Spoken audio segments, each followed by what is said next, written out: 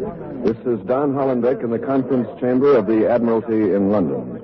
On this 23rd day of May, 1701, Sir Rodney Graves, prominent member of the House of Commons, has still not arrived for his scheduled appointment at this time with Lord Orford, First Lord of the Admiralty. Sir Rodney requested that appointment. It's expected he will present a petition to Lord Orford signed by several members of the House of Commons. That petition will request a stay of execution for Captain William Kidd, who within the hour is scheduled to hang at Execution Dock at Wapping-on-the-Thames for piracy on the high seas. Here in the conference chamber of the Admiralty, a group of reporters are crowded around the table where Lord Orford presides. May 23rd, 1701, London, England. You are there. A prominent member of the House of Commons makes an 11th-hour attempt to stay the hanging of Captain Kidd, condemned for piracy. CBS takes you back 247 years to the truth behind a false legend. All things are as they were then, except for one thing. When CBS is there... You are there. You Are There, produced and directed by Robert Louis Cheon, is based on authentic historical fact and quotation. And now... London, the conference chamber of the Admiralty, and Don Hollenbeck. Successful in securing from Lord Orford a stay of execution for Captain Kidd. The captain is 56 years old, an American colonial from New York. He was commissioned 3.5 years ago by Lord Orford to sweep the seas of pirates who were destroying English trade. After 18 months on the high seas, it was alleged that Captain Kidd was using his royal commission as a cloak for his own profitable freebooting. The Admiralty ordered the arrest in Boston 2 years ago. Captain Kidd was brought to England and indicted for piracy. After serving 2 years in Newgate Prison, he was brought to trial last week and condemned to hang. The trial was a sensational affair. It involved personages in high office here in England.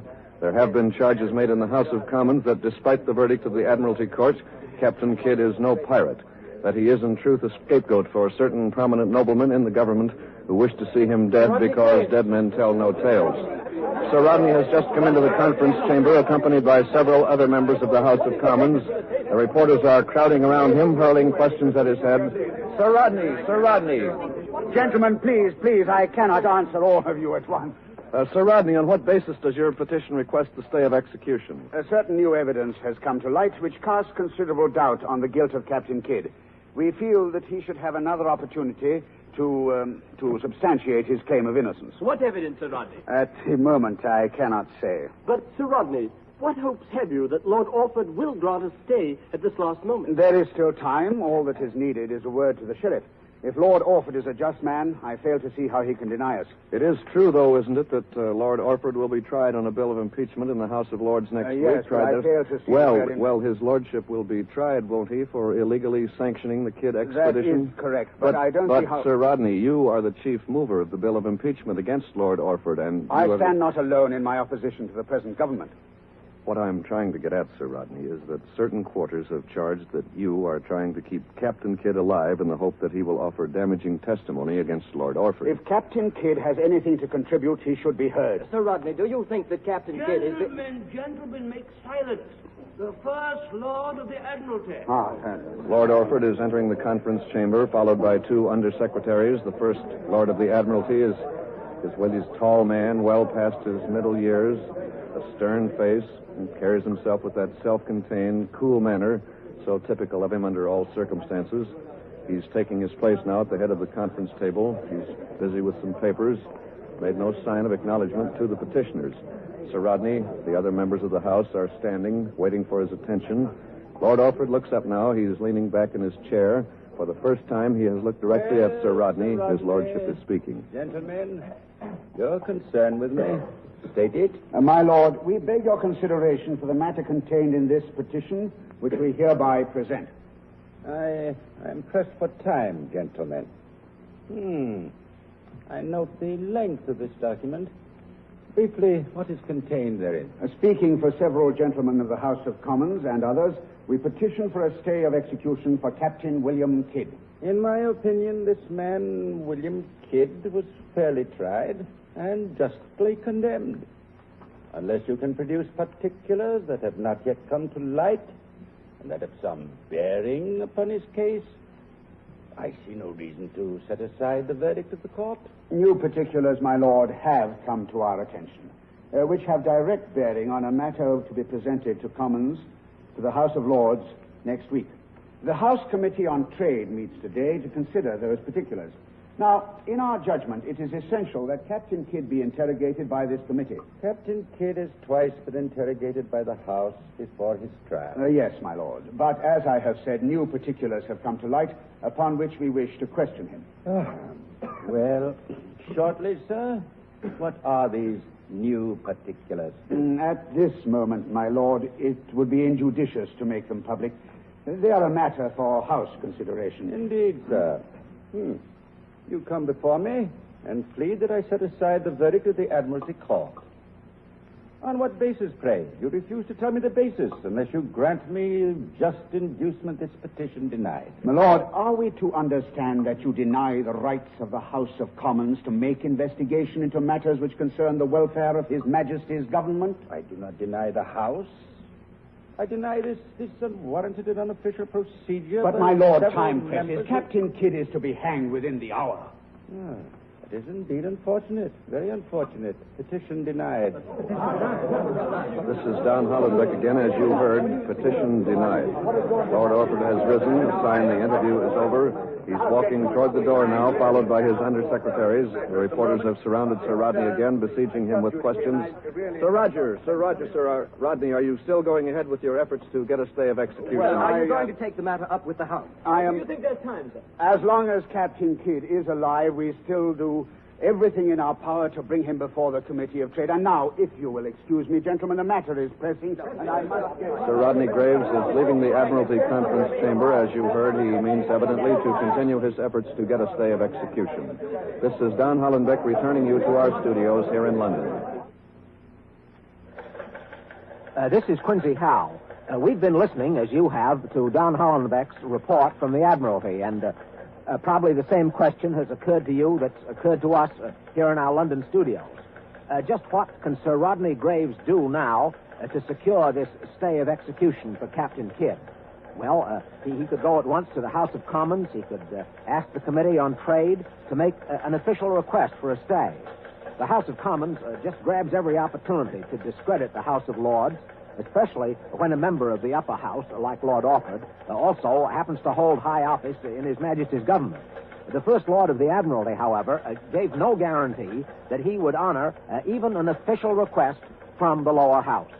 If Captain Kidd does not hang within the hour as scheduled, Lord Orford better start worrying about those impeachment proceedings next week. Because if Captain Kidd is kept alive to testify, the best opinion is that the First Lord of the Admiralty will be found guilty of misconduct and dismissed from office. As for Captain Kidd, well, he'd probably have a new trial with a pretty good chance of getting off. The whole case hinges on whether Lord Orford is guilty or innocent of the charges made against him, and on what new evidence Sir Rodney...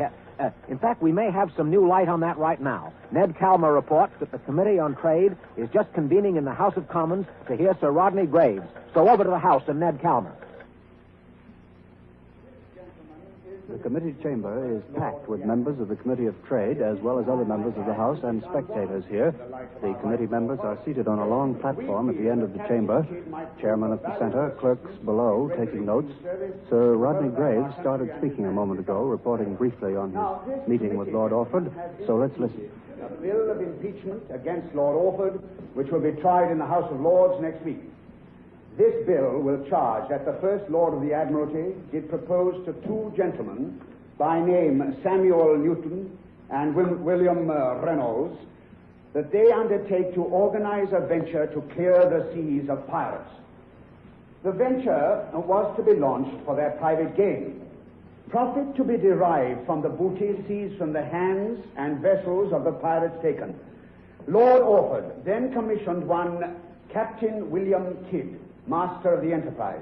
Now, in the bill of impeachment, this committee has charged that Lord Orford had no legal right to commission under the Great Seal of England a sea captain who would engage in an enterprise for private gain. Mr. Chairman, if I may, sir. Mr. Harrison? Thank you. Mr. Harrison is a member of the committee who voted against the bill of impeachment and has consistently defended Lord Orford. And in proof, he has been beguiling us with information we already have at our disposal.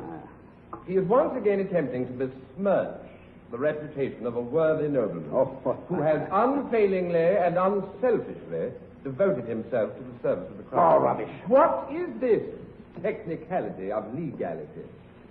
Can anyone doubt that his lordship acted in good faith in granting Captain Kidd his commission? Can anyone doubt that he was motivated purely by a desire to further the trade advantages of England in clearing the seas of the scourge of piracy? We are not here to debate that point, Mr. Harrison. Oh. No, sir. A majority of the committee has voted to put the matter to a test, entering a true bill of impeachment against my Lord Orford. Really? Yes. The matter of this impeachment will be determined by a trial of his peers in the House of Lords. I would request, Mr. Chairman, that the honourable member refrain from throwing obstructions and difficulties in our efforts to see justice done. You may proceed, Sir Rodney. Thank you. Now, this committee has been summoned to hear a request for an official action to stay the imminent execution of Captain Kidd. I urge this action because certain new particulars have come to light which make it imperative that Captain Kidd be interrogated further. What are these particulars, Sir Rodney? While we did not choose to divulge them to the First Lord, it is fitting that they be revealed to this body.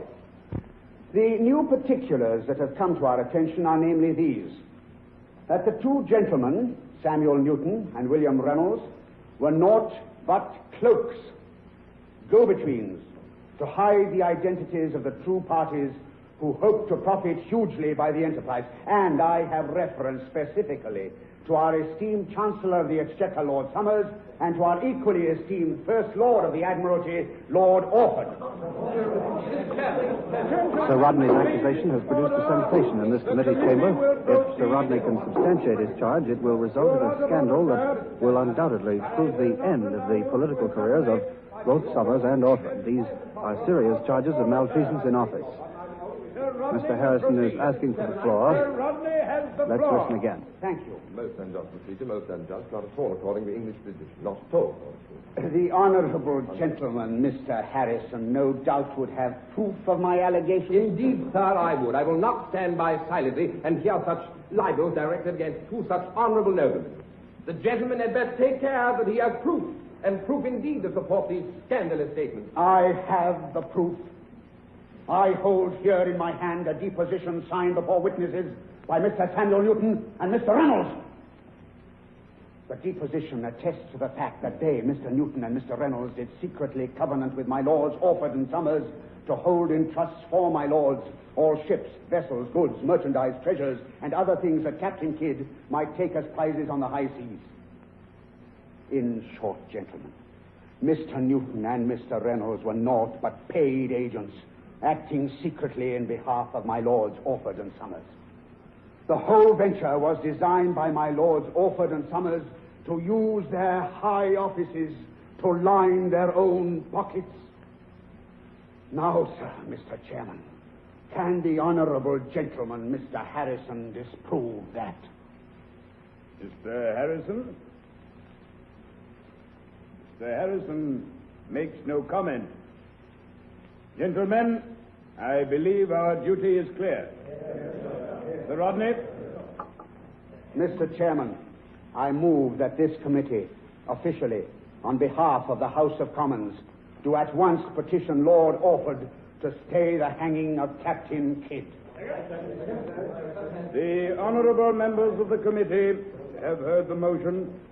I note their accord. Sir Rodney is instructed to proceed at once. This is Ned Calmer again. Sir Rodney's motion has been carried. Mr. Harrison was the only dissenter, but while the motion was being voted, word reached us that Captain Kidd has been taken from Newgate Prison and is now on his way to the execution dock at Wapping. Lord Orford apparently is determined to go on with the execution. John Daly is at execution dock, so over to him. Here at execution dock off the Wapping stairs on the Thames, this great crowd gathered here still hasn't heard that Captain Kidd is on his way from Newgate Prison. Newgate Prison is only about a quarter of a mile from this dock, but Captain Kidd will not come directly to the gallows on this last journey, if it is to be his last journey. To Tradition requires that the cart carrying the condemned stop before the portals of St. Sepulchre. There, the preacher will come out on the steps of the church and deliver a sermon to all those within hearing, warning them that the wages of sin is death, and pointing to Captain Kidd as the illustration of gospel truth. When we hear the bells of St. Sepulchre as they are being tolled, we will know that Captain Kidd has reached the church. From there, after the sermon, it's only a matter of minutes to this dock. A public hanging always draws a huge audience here in London, but never since the day of Charles I, the day he was beheaded in 1649, has there been such a turnout to witness an execution. The stretch of beach exposed by the low tide is jammed with spectators. Scores of small boats filled with onlookers have collected along the riverfront close to the gallows. Behind them is a row of barges packed with people at 2 shillings a seat, I've been told, and the rigging of the ships moored to the nearby docks is swarming with seamen. Along Wapping Street, facing the waterfront, they're even perched upon the chimney top and the high, sharply pitched roofs of the buildings. There's no doubt that the wide publicity accorded the trial last week, the sensational character of the evidence. Oh, the hangman has just appeared on the dock. And the crowd is jockeying him. As you can hear, a favorite sport on these occasions. Yeoman of the halter, Sir Surveyor of the last drop. Some of the men and women here are shouting out. Jack Ketch, they call him, and that is not his real name. Every hangman since the days of the original hangman, whose name really was Jack Ketch, who, by the way, was hanged himself, every hangman since that time has been called Jack Ketch. And now the crowd is chanting a doggerel. Poor Jack Ketch, whose neck you're going to stretch. Listen to them for a minute.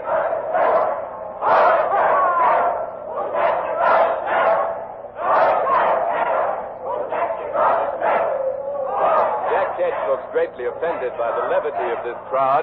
He scowls, turns his back on the people, and gives some instructions to his assistant. Jack Ketch wears a black cloak. He was a butcher by trade, but now I'm told he's quite proud of his office of public hangman. He's paid on a fee basis for each hanging and also gets whatever gratuities the victim may cast in his direction for quick and gentle treatment. There are the bells of St. Sepulchre.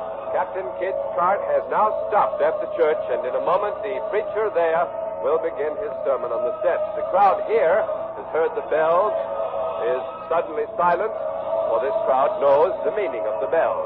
And the sudden silence has served to highlight the cries of the vendors who don't stop for anything. They're still going about their business, and they've been doing a brisk trade all morning, peddling their wares, selling their services. Here's one now just approaching us, holding his wares high above his head as he pushes his way through the crowd. He's selling buns and singing out that they're hot and sweet. Let's see if we can pick him up for you. This way, Fred. I'll have one of those. Thank you, sir. Thank you. And there's another one of the vendors. I can't make... Oh, yes, I can. I see now what his trade is. He's a tooth puller. He's carrying a vicious-looking pincers in one hand, a bowl in the other, and there's a blood-stained towel over his shoulder. Hide, a tooth thrower.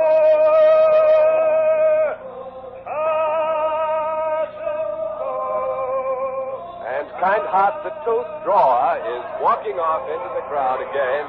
And while we were listening to him, we had word that something is happening at St. James's Palace, which may have important bearing on the fate of Captain Kidd. The cart carrying Captain Kidd will be at St. Sepulchre's for a few moments yet. So this is John Daly at Execution Dock, and now to Ken Roberts at St. James's Palace. I'm in an anteroom off His Majesty's reception chambers. Captain John Humphreys is waiting for an audience with the King. Captain Humphreys is the American master mariner, the friend of Captain Kidd's, who came all the way from New York to bear character witness for Kidd at his trial last week. Captain Humphreys is ready to reveal to His Majesty certain new and sensational information which he hopes will cause the King to intervene even now and save Captain Kidd. He has told that information to one of the King's secretaries, and he's going to repeat it for us now. Captain Humphreys, what are you going to tell the King? I shall tell His Majesty that if they hang Captain Kidd, they hang an innocent man. An honest mariner, a good husband, and a kind father who enjoys the respect of every decent citizen in New York. Yes, Captain, but what's the new evidence you have? I am ready to swear to His Majesty that Captain Kidd received secret instructions from my Lord Belmont, governor of New York Province, that if under the cloak of his royal commission my friend went a freebooting himself, the Admiralty would conveniently close its eyes. He'd have naught to fear. In fact, it was expected of him. What has Lord Belmont to do with this case? The governor of New York, sir, was another gentleman who, together with my lords Orford and Somers, would have profited secretly by the venture. I see. Well, what proof have you to back up that statement, Captain? Captain Kidd himself, sir, came to me after speaking with Lord Belmont. And I remember well how distraught he was. He said he had no choice but to accept the commission. That if he didn't, he'd be a ruined man. Ruined? How could they ruin him? My Lord Belmont threatened to bar his vessel from all American waters. Captain Kidd said to me, and these are his exact words, "They expect me to do a bit of buccaneering myself, they do, but I would rather die than engage in such dishonorable practices." You mean Captain Kidd knew they didn't expect him to go chasing pirates? Oh, my dear sir, that was a pretext, a pure pretext, not their main concern. If the Admiralty were truly interested in capturing pirates, they had but to send a warship to New York Harbor and find them dining at the governor's table. Is that so? Yes, why, the bloodiest pirates roam up and down the streets of New York, sir, immune from seizure, brawling in the taverns, murdering and rioting in the streets, so that honest citizens fear for their lives and remain indoors at nightfall. Sea rovers, sir, with published prices on their heads, selling their bloody booty openly to the merchants on the docks of New York. Well, why didn't you or Captain Kidd reveal this at the trial? Sir, my poor friend William knew not where to turn. He hoped that if he held silence and didn't involve those in high office, they'd come to his help. And he imposed upon me the same silence. He swore me to it. Well, Captain Humphreys, what of the evidence produced in court that Captain Kidd did seize a Moorish vessel, the Quedagh Merchant, upon the high seas? Oh, Moorish vessel indeed. As Captain Kidd claimed, the Quedagh Merchant was sailing under the French flag and carrying French passes. And as such, he was a legitimate prize of war, for we're at war with France. Captain Kidd was instructed to engage all enemy vessels. Yes, but those French passes were not produced as evidence in Captain Kidd's defense. They were not produced because my Lord Orford has them in his pocket. And he means not to let them see the light of day until my friend's mouth is stopped. Well, that's a rather serious charge, Captain Humphreys. Hanging an innocent man is also a serious matter, sir. Well, why should Lord Orford hide such important evidence which could have cleared Captain Kidd? My Lord Orford, sir, suffered great embarrassment when this affair came to light. Captain Kidd has to be disposed of to save his political career. But I'll no longer abide by the oath I swore to my poor deluded friend. I'll see the king, and I pray God there's yet time for His Majesty to intervene. Thank you very much, Captain John Humphreys. This is Ken Roberts. Now back to John Daly at Execution Dock. If there is going to be a reprieve for Captain Kidd, it had better come very soon, because the prison cart carrying the condemned man is approaching the Wapping Street stairs just above me. It's an open cart. Captain Kidd stands alone in it, his arms bound behind him. The noose that will hang him is around his neck. It's traditional to make the condemned wear his own noose through the streets to the gallows. The constable's officers walk in front, carrying tall staves, clearing the way, and behind them walks the Marshal of the Admiralty, carrying a silver oar, symbol of the Admiralty's jurisdiction over all crimes committed on the seas. Behind the cart is a corps of drummers. These drummers are always in attendance at executions. They are more than just a ceremonial touch of color, as we have learned from past executions. We've seen and heard them used to drown out the last words of the condemned, especially should those words contain anything that the execution officials might consider embarrassing. The crowd is excited. Their holiday mood has quickened, and they are shouting at the prisoner with the cart now stopped up there on Wapping Embankment. The drums have stopped. The constable's officers and the Admiralty Marshal with the silver oar are coming down the steps to this dock. Captain Kidd has been removed from the cart. His arms have been unbound, and he's being led down the Wapping stairs. Mr. Lorraine, the ordinary of Newgate Prison, who serves as chaplain, is walking forward to meet him. Captain Kidd is a tall man, sturdy, but the 2 years he spent in Newgate waiting for his trial have given him a worn and wasted look. It's hard to believe the cruel and blood-curdling tales told about him. His face now shows no fear. There's more resignation than anything else. He looks straight ahead. As he knows about the last-minute efforts being made to reprieve him, he doesn't seem to be placing much hope in them. Captain Kidd has been halted now. He's about 5 feet from the gallows. He's looking up at the gallows. A triple tree set into the foreshore of the Thames at low tide. The Marshal of the Admiralty is ready to read the death sentence, and Captain Kidd is being led under the gallows onto the platform below it. The hangman's assistant is waiting up at the gallows top. And now Jack Ketch, the hangman, has taken the end of the noose around Kidd's neck, thrown it to his assistant above, and he's fastening it to the cross tree. There go the drums, and the sentence is going to be read. So let's listen. William III, by the grace of God, King of England, Scotland, France, and Ireland, defender of the faith, to all those present, be it known that William Kidd, not having the fear of God before his eyes, but being seduced by the devil, did commit piracy upon the high seas. For this he has been tried and justly condemned by the court, for which his life has been judged forfeit. May a just God have mercy on his soul. Given under our privy seal at our palace of Westminster this 23rd day of May, in the 13th year of our reign, 1701. The sentence has been read.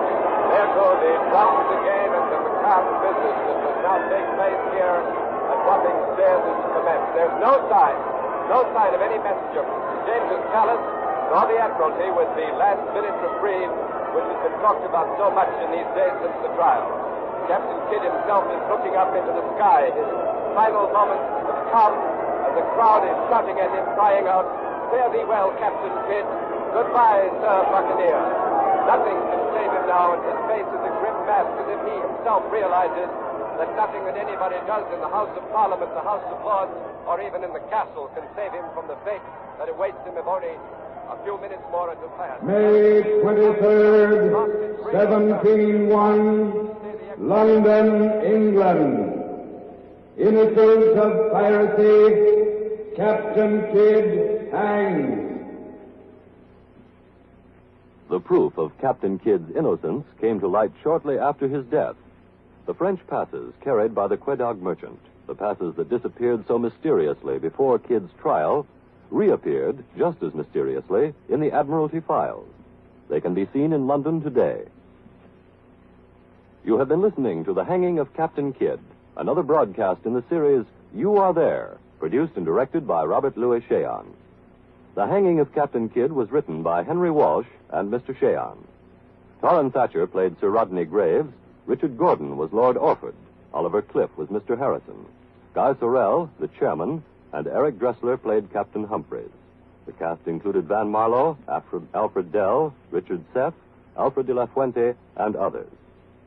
Next week, March 9th, 1862, Hampton Roads, Virginia. The Monitor and the Merrimack. You are there. If you tune in over most of these CBS network stations next Saturday afternoon, that's Christmas Day, you'll hear CBS Giant 2-Hour Christmas Festival. All your favorites will be there to greet you. Lionel Barrymore in his 13th annual presentation of Dickens' Christmas Carol. Danny Kaye telling the story of Tubby the Tuba. John Nesbitt in his own adaptation of The Juggler of Notre Dame. And such merry entertainers as the Andrews Sisters, George Burns and Gracie Allen, Gene Autry, Hollywood columnist Hedda Hopper, and many more.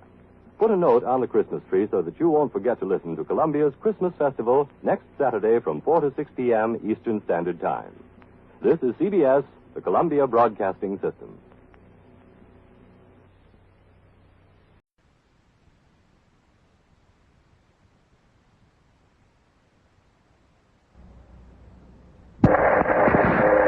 This is John Daly aboard the Peary polar exploring ship Roosevelt, frozen fast in the Arctic ice pack off Cape Sheridan, Grant Land, just about the northernmost reach of land in the Western Hemisphere.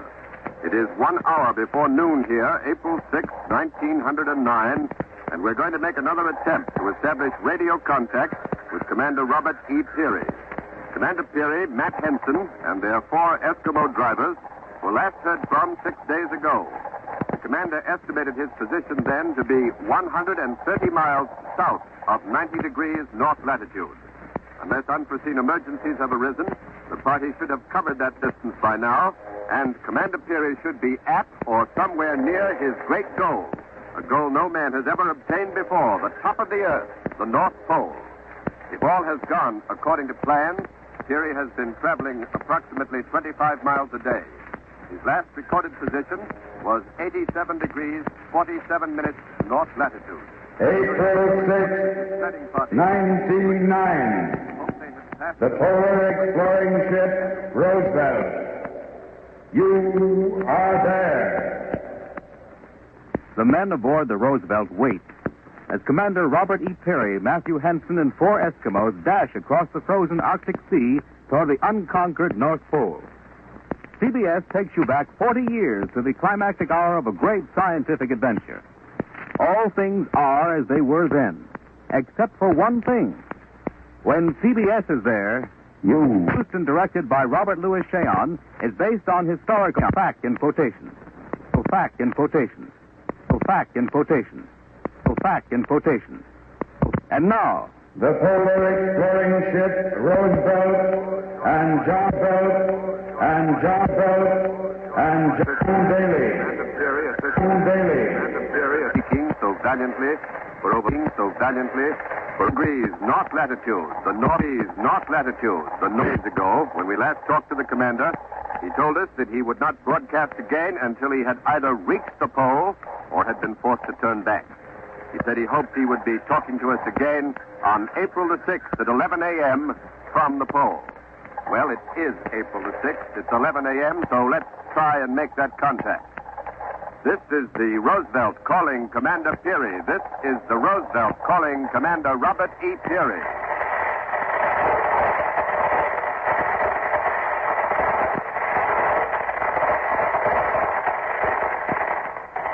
Come in, Commander Peary. Come in, Commander Peary. This is the Roosevelt calling Commander Peary. Come in.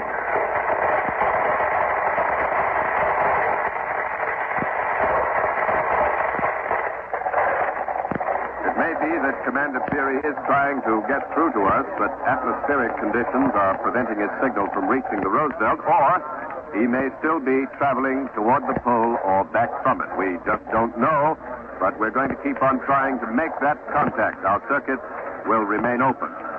Here aboard the Roosevelt, the original members of Peary's polar party are packed into this little radio room, listening eagerly, waiting word from their commander, word that will tell them that the great project they embarked upon 9 months ago has finally been successful. The original polar of 7 Americans. Besides Commander Peary, there are Matt Henson, the commander's constant companion during all his previous polar expeditions, the skipper of the Roosevelt, Captain Bob Bartlett, young George Borup, fresh from Yale, Dr. J.W. Goodsell, our surgeon, Donald McMillan, schoolteacher from Worcester, Massachusetts, and Ross Marvin, a veteran polar explorer. Bartlett, Borup, and Marvin are not aboard the Roosevelt at this time, but McMillan and Dr. Goodsell are here, and Dr. Goodsell is at the microphone right now. Well, Dr. Goodsell, are you at all worried about the fact that we haven't heard from the commander? Not a bit. The commander's all right. He'll make the pole and he'll come back. Well, why are you so confident, Doctor? Well, anyone who's had the opportunity to work as closely with Peary as I have must have confidence in the man. The commander's an engineer. He has applied the scientific method to every phase of this expedition. Planning, and more planning. From the very moment we started 9 months ago in New York, the hand of Peary, the master engineer, was in evidence. Well, you've spent many months up here, sir, but only now are you really making the dash for the pole. Well, Peary knew the pole could be achieved only during the very short season between the 1st of March, approximately through the middle of April. So he brought the Roosevelt up last summer, wintered here, spent the dark, dreary hours of the Arctic night training the men for the job ahead, toughening us up, teaching us how to build and how to use igloos, how to work the sled, work with the Eskimos, how to live with the Arctic. Men who came up green and soft in August were hardened Arctic hunters and explorers by February. Well, I think you're a fine example of that, Doctor. Now, I am indeed.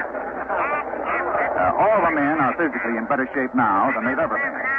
Why, Peary's planning has been so complete, so detailed, that he even has recreation. Excuse me, Dr. Goodsoe. Something is coming through on our receiver. The signal is not very clear. It's Captain Bartlett's frequency, and it must be he. Go ahead, Captain Bob. Where are you, sir? Is that you, Roosevelt? Can you hear me, Roosevelt? Yes, Captain Bartlett, we hear you. Where are you, sir? We're Peary. Have you heard from the commander? What's that? Will you repeat that, please? Have you heard from Peary? What about the commander? Have you had any word from Peary? Not yet, Captain Bartlett. Not yet. But where are you, and how are you? Fine, bully. I'm at Camp 16, on my way back to the ship. Well, when did you see Commander Peary last? What's that? I don't get you. I say, when did you leave Commander Peary? Oh, 6 days ago. How was he? Shipshape, fine. How is the weather where you are? It's too blasted good. Too good. The ice is breaking up. Lots of open water all around. Well, did you get any farther north than 8747? Yes. I took a little stroll up the avenue. I got to about 88 degrees north. Well, congratulations, Captain Bob. That's a great record. Not as great as Peary's going to be. The commander's probably hanging out his wash on the pole right now. Well, were you disappointed in having to turn back after you got so near the pole, Captain Bob? Did you know, for instance, that the commander intended to take Matt Henson with him on the final lap instead of you? Well, I was kind of disappointed, but that was part of the Peary plan. Henson's a good man. There's none better for Arctic work. He's as good a sled handler as any Eskimo and better than most. He's always gone along with the commander. So it's right that he should be in on the finish. How are things aboard me ship? Oh, everything's fine here, Captain Bob. Thank golly it better be. You tell that crew of mine that the brass better be shining and the woodwork sparkling when I hit the deck, or by all that's holy, I'll strip off their blubber and feed it to me dog. Okay. I'll tell him, Captain. I'm dog tired now, and Commander may be trying to get through to you, so I'll sign off. I'll see you all again in one of three places, heaven, hell, or the Roosevelt. Okay, good luck, Captain Bob. Our channel will remain open. If Commander Peary starts calling, we'll hear him. The Peary plan Captain Bartlett mentioned is probably the most important feature of this expedition and possibly the greatest innovation ever introduced into Arctic exploration. The Peary plan is a carefully worked out system of relays which has as its main objective the getting of the commander to a point as close to the pole as possible, as fresh as possible, and with adequate supplies and equipment. And here's how it works. With the first break of spring twilight on February 22nd last, the entire party left the ship and proceeded by dog sled to the takeoff point at Cape Columbia, 90 miles west and north of this point. Captain Bob Bartlett, with his sleds and Eskimos, was the first to hit the polar sea on the dash northward. He cut a trail through the tortured, jagged pressure ridges that are formed when the gigantic 2,000-mile ice pack is crushed against the shoreline by the winds and the currents. And as Captain Bob, pushed out, he set up a series of igloo camps. Peary and the others followed in his trail. Peary always in the rear, conserving his energy, keeping himself fit and rested. Approximately every 5 days, a division of the main party, led by one of the Americans, would peel off from the main body and return to the ship, taking with them the most exhausted dogs and the least dependable Eskimos. Well, thus you can get the picture of the party gradually thinning out as its spearhead approached the pole. And finally, 6 days ago, at Camp 22, only 130 miles south of the pole, Captain Bartlett and the last supporting party peeled off, and Peary, Nat Henson, and 4 Eskimos began the last lap of this great adventure. In addition to Bartlett, Ross Marvin is still out there, headed back for the ship. We haven't heard from him in quite a while. Another leader of a supporting party is young George Forup. He returned to land a few days ago, but instead of coming directly to the ship, he went off to the east to put down caches of supplies just in case some of the supporting parties may be forced to cut over that way on their return trip. George Borup is only 21, a Yale graduate, and a well-known athlete in his college days. He's affectionately called the Kid by the men of the party, and he's ready now to report by shortwave on how he's getting along so many miles away from old Eli. Come in, George Borup. This is the Roosevelt calling George Borup. Hello there. Oh, how are things aboard the ship? How are you Kablunas making out? Kablunas? What's the matter? Don't you know your Eskimo yet? Kablunas means white men. Oh, yes. Well, we're fine, George. But how's the weather out where you are? No, Ray Daly, what? Daly. Well, that sounds like some more of that Eskimo. What does it mean? No, Ray Daly, what? Daly. If you want a literal translation from pure spit-sound Eskimo, it means it's blowing like all get out all of the time. Gee whiz, there's more wind out here than you'd find at a suffragette convention. Well, how are you holding up under it, George? My feet are frostbitten and blistered. It's a good thing I've only got 2 to worry about. Just think if I were a centipede. Gee whiz. Well, what are you doing for that frostbite? You better look after it. I'm being attended by a famous Eskimo specialist on frostbite, Abatingwa. Right now he's giving me his extra #1 special treatment. And what's that? Well, he's got my feet tucked under his kulita, right on his bare belly. There's no better way to treat frostbite.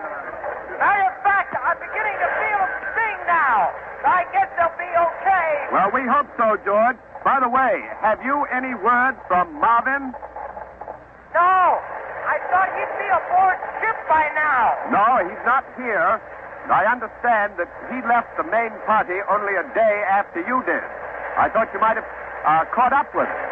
No, I didn't. But don't worry about good old Marvin. He can take care of himself. Hey, listen. You fellas better start getting ready for me.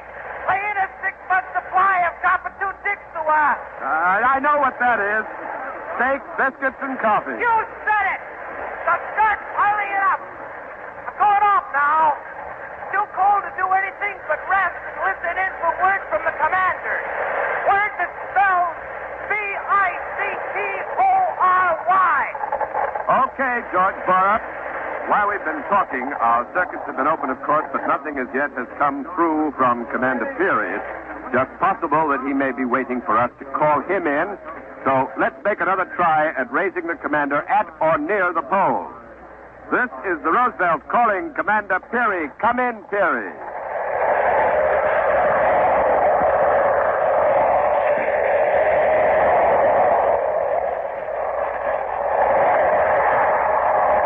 Come in, Commander Peary. Come in, Commander Peary. This is the Roosevelt calling Commander...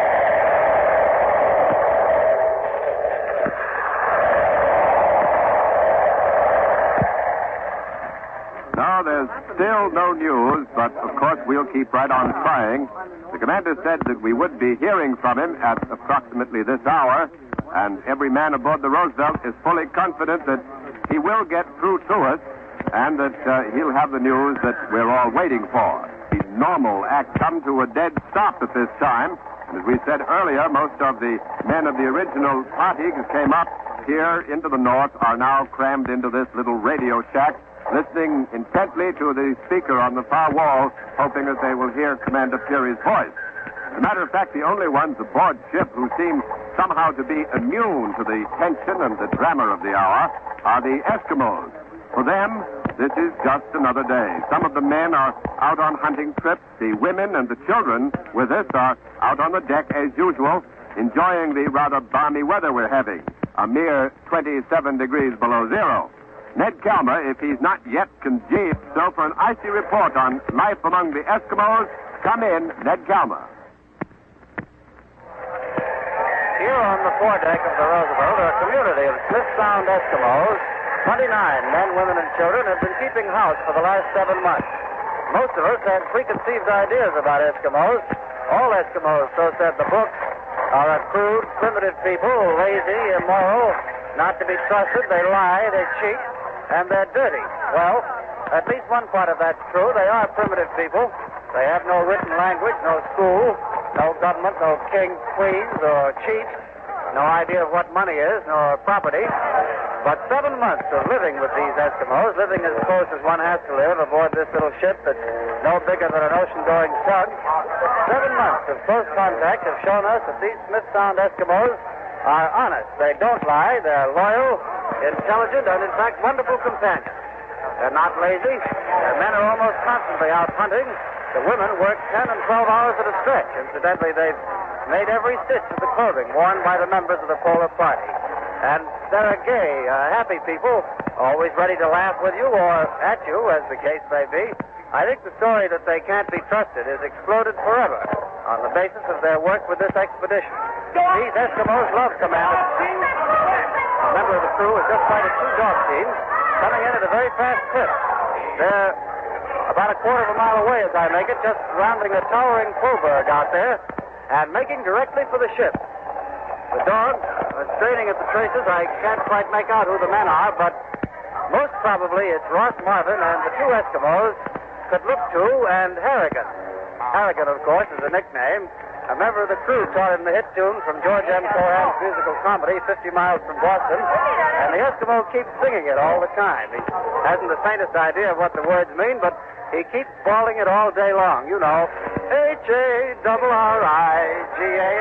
spells Harrigan. That's the crew of the Roosevelt has come pouring out of the deck house. They're all at the rails now, waving, greeting the oncoming teams. And Donald McMillan has also come out. He's right here at the rail with me now. Mac is an old friend of Ross Marvin's, and I guess he's mighty glad to see him coming back, aren't you, Mac? There's something wrong. Wrong? I see only 2 men, the 2 Eskimo. I don't see Marvin. Those Huskies aren't whooping and hollering the way they usually are when they come back to ship. McMillan is going over to the gangplank that leads from the deck to the ice. He's going out towards the oncoming sleds, which have almost reached the ship's side now, and I'm going to follow him with this microphone. The gangway is pretty slippery. You have to watch your step going down. But Kudluktu and Harrigan are bringing their dogs to a halt. Everybody's running up to them. McMillan, the Eskimos, the crew members surrounding them, shouting questions. And Kudluktu and Harrigan have come off the sledges. They've sunk down on their knees in the snow. They're crying. Tears are flowing from their eyes. Wait a minute. McMillan is questioning them. Kudluktu, Harrigan, where's Marvin?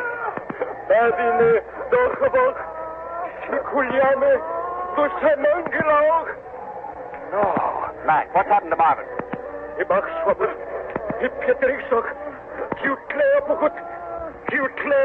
Oh, my God. Mac, translate. What's he saying? Marvin's dead.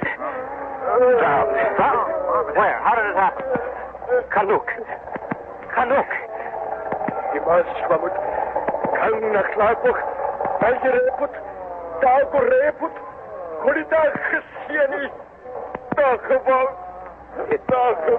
was at the big lead. Ross evidently tried to cross on soft ice.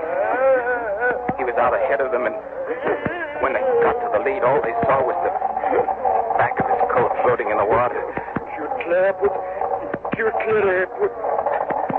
Tom, you'd better get these 2 below deck. Let them eat and rest. We'll find out more when they're not so worked up. Come along. Gotta get something to eat.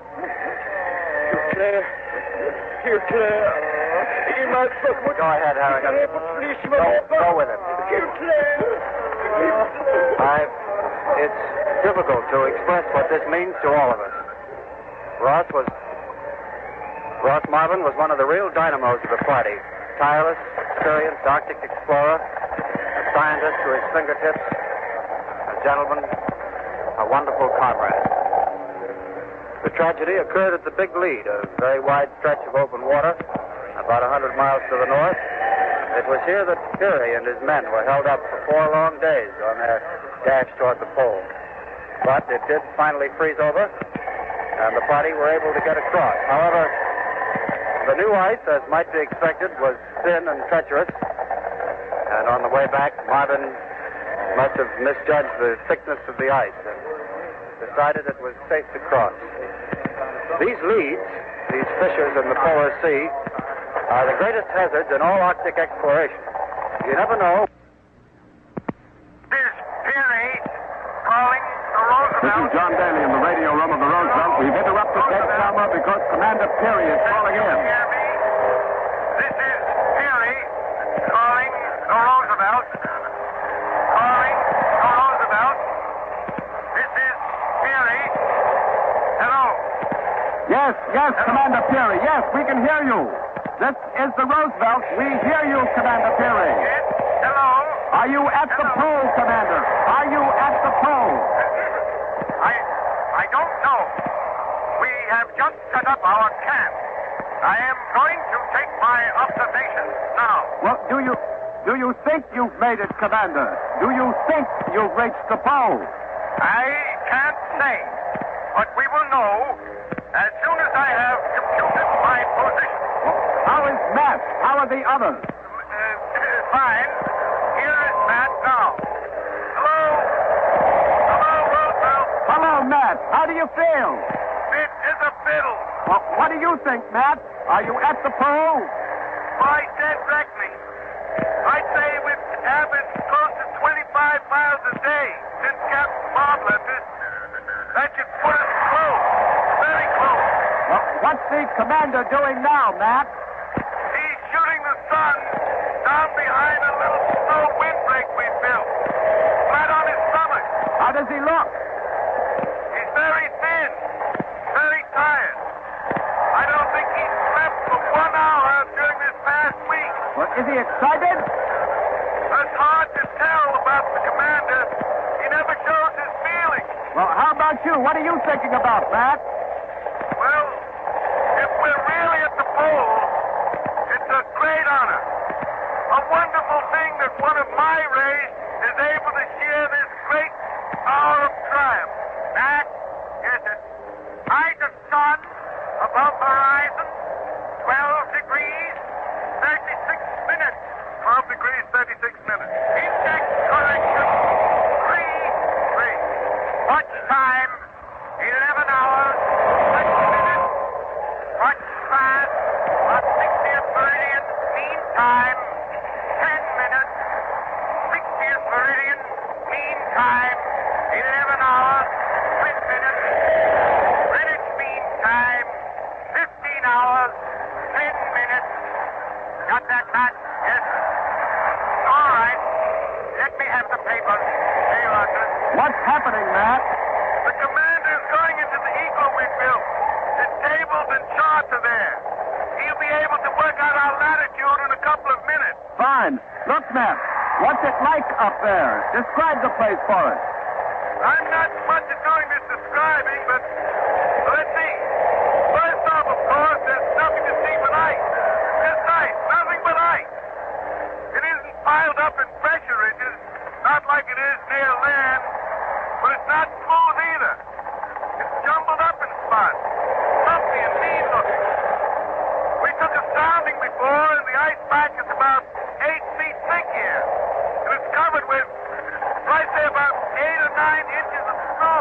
No sign of life anywhere, I suppose. No, nothing. But just 2 days ago, we did see some fox prints. Don't know why any wise old fox would want to come out here. I think... Wait now. The commander's coming out of the igloo. He's making his reading. He's carrying a little flag, the little silk American flag. The flag he's had with him on every expedition. He's got a long bamboo pole. Here's the commander. Hello, Roosevelt. Hello, Roosevelt. Here's a message for you to send to my wife. Will you take it? Yes, go ahead, Commander Peary. Go ahead. My dear Joe, I start for home and you. Love to the kiddies. Signed my name and dated April 6, 1909. 90 degrees north latitude. Peary has made it. Peary is at the pole. Quiet. Quiet. That's Quiet. Commander, quiet. My dream and goal for 20 years. I've nailed the stars and stripes to the North Pole. Old glory is whipping in the wind. April 6, 1909. Commander Robert E. Peary stands at the North Pole. And now, here is Robert Louis Cheon. We were very interested in finding out what the Peary family would think of our recreation of the Admiral's moment of triumph. So we asked Admiral Peary's daughter, Marie Anagito, to come here and tell us. Marie Anagito was born in Greenland. She was once known as the famous Snow Baby.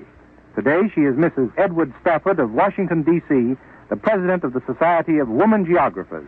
Mrs. Stafford, what did you think of our broadcast? Well, I'm so excited I'm practically breathless. I feel as if I'd actually been on board the Roosevelt.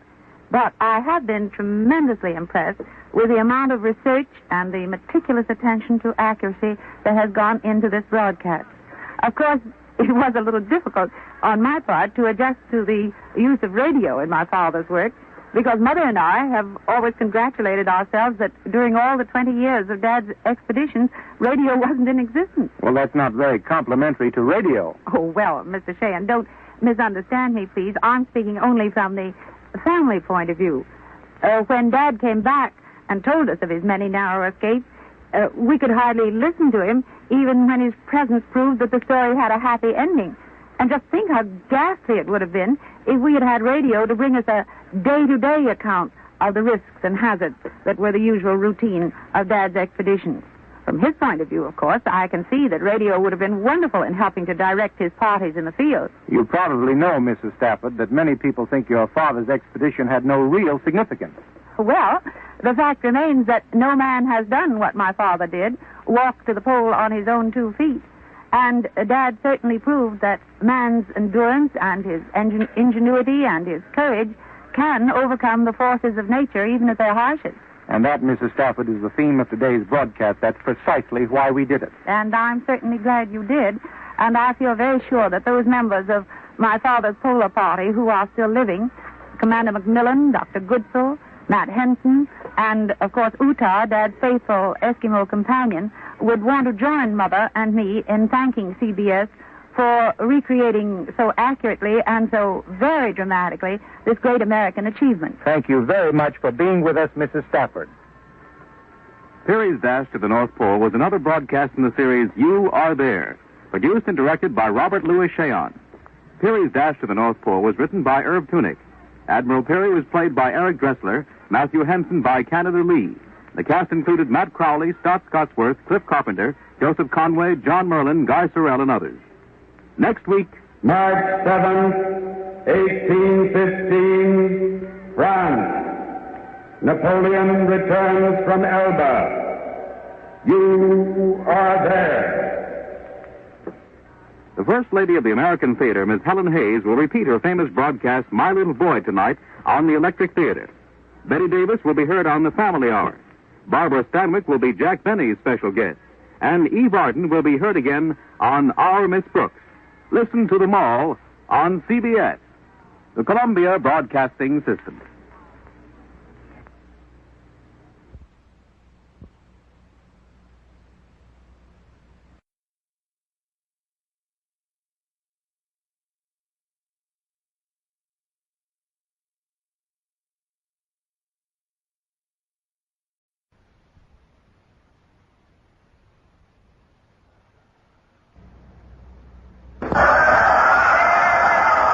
John Daly with the Imperial Army of Alexander of Macedon at the Hypatis River in northern India. This day in the 113th Olympiad, Nazi battled between the Greek and Persian divisions of Alexander's forces, with the Supreme Commander leading the Persian unit against his own Greek countrymen. For 3 days, Alexander's Greeks have defied his orders to go forward into the dangerous lands of India to the east. They insist on returning to Greece. Today, Alexander has called an assembly of the Greek unit. It is expected that he will offer his countrymen one last chance to end their mutiny. If they refuse, it's believed that Alexander will order the Persians to attack at once. It must be emphasized, however, that this is not official. It is speculation. The best opinion we've been able to obtain in answer to our why 326 BC, India. You are there. Alexander of Macedon, seeking mastery of the world, is defied by his war-weary Greek troops. CBS takes you back more than 2,000 years to the climax in the career of the great conqueror. All things are as they were then, except for one thing. When CBS is there, you are there. You Are There, produced and directed by Robert Louis Cheon, is based on authentic historical fact and quotation. Today's broadcast, Mutiny in India, is the last of a trilogy on the life of Alexander the Great. And now, India, the army of Alexander and John Daly. And will order the Persians to attack them. That is the expectation here on the assembly ground near the Hypasus River, where the Greek troops are falling in to hear Alexander. There are, of course, only 30,000 Greeks in Alexander's imperial expeditionary forces against 100,000 Persians. The Persian troops are comparatively fresh, but the Greeks are war-weary. They had hoped that after their young king had crossed into Asia, reached the borders of India, the easternmost boundary of his empire, he would turn homeward. But Alexander led the army into India, into lands never before entered by civilized men. When the troops reached their present position here on the west bank of the Hypasus River, Greek resentment reached the point of mutiny.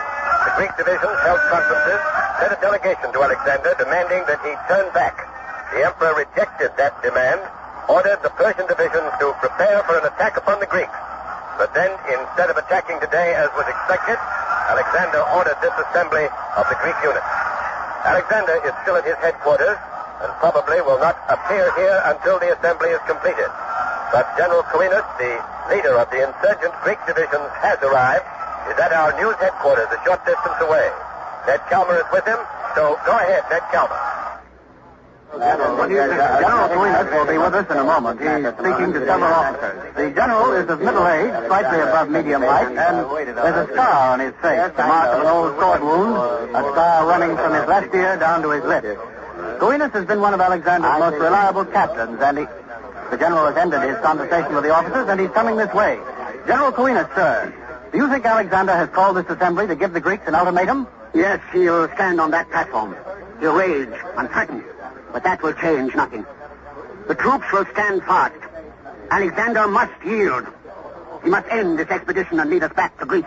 But, General, I'm afraid a good many officers disagree with you, sir. They think that unless you end the mutiny, Alexander will order the Persians to attack. Persians? That's merely frightened talk. Disregard it.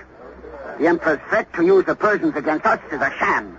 Oh, what's your reasoning on that, sir? If the Emperor throws the Persians against us, he'll not only destroy us, but himself as well. Himself? Do you think those Persians have forgotten that Alexander invaded their country and conquered them? Do you think they've forgotten that their kinsmen died on the battlefields of Germanicus, Issus, and the Tigris? No, sir. The Persians have no love for Alexander.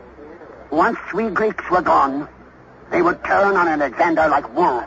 Well, General, suppose you're mistaken. Supposing Alexander does throw the Persians against you, what are your chances to defeat them? He won't. He can't.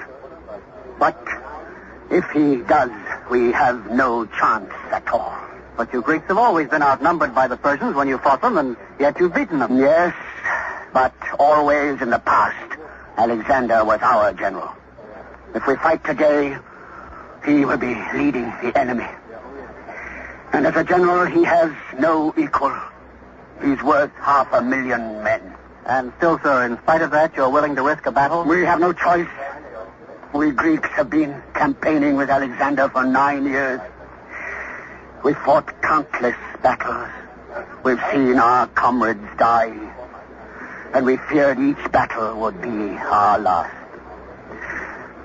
These past 60 days, we've marched through a wilderness infested with poisonous reptiles.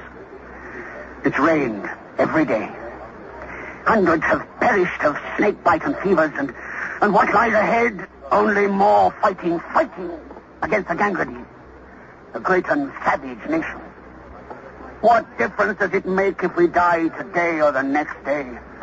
If we must die, rather than die fighting for Alexander's insane ambition, let us die fighting to go home. Thank you, General Coenus. And now Don Hollenbeck at Alexander's headquarters is waiting to report. So over to him. Go ahead, Don Hollenbeck.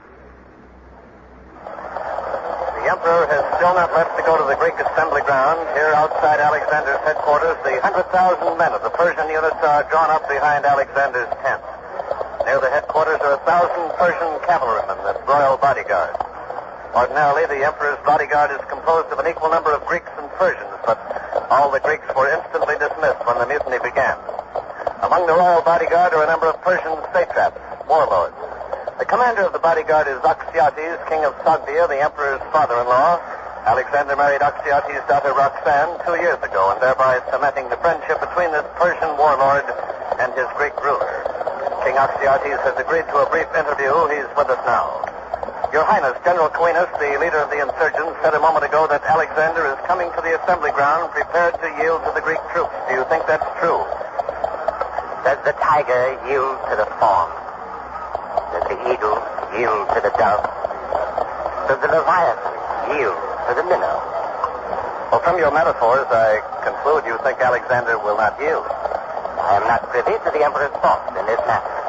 But it is my belief that unless the Greek troops throw off their misleaders and submit voluntarily, Alexander will scourge them into submission. Well, do you think the Greek troops will break and submit? Does it matter to the tempest if the trees bend before it? Does it matter to the sea if the shore crumbles? Does it matter to heaven if the earth vanish? Alexander belongs no longer to Greece. His majesty belongs to the world. And with or without the Greeks, he will go on to conquer the world. We Persians will march with him. But the Gangarati who lie ahead are reported to be very strong. It said they have 2,000 war chariots, 20,000 cavalry, 200,000 infantry, and 3,000 war elephants. Possibly. But our spies also report that the Gangarati are dissatisfied with their present king. He is said to be a mere father, elevated to the throne by an amorous queen. The Gangarati will not fight for him. They will welcome Alexander as a liberator. Your Highness, General Quinas claims if the Greek units were destroyed, you Persians would then turn on Alexander and destroy him. Would you comment on that? I shall be delighted. Alexander has enlarged my kingdom 5-fold. He has married my daughter. She will bear him sons who will one day reign in his place on the high throne of Asia. Does the father murder a beloved son? Does the vassal murder the ruler he honors? Does the receiver of rich gifts murder his benefactor? Excuse me, Your Highness. Alexander has come out of his tent. He wears battle dress. He's made some significant changes in his armor. In the past, Alexander's armor has been a mixture of Greek and Persian design, symbolizing the unity of both peoples. But today, the Emperor's battle dress is Persian from helmet to boot. The Emperor looks weary, older than his 33 years. His face reflects the strain he's been under these 3 days of the Greek mutiny.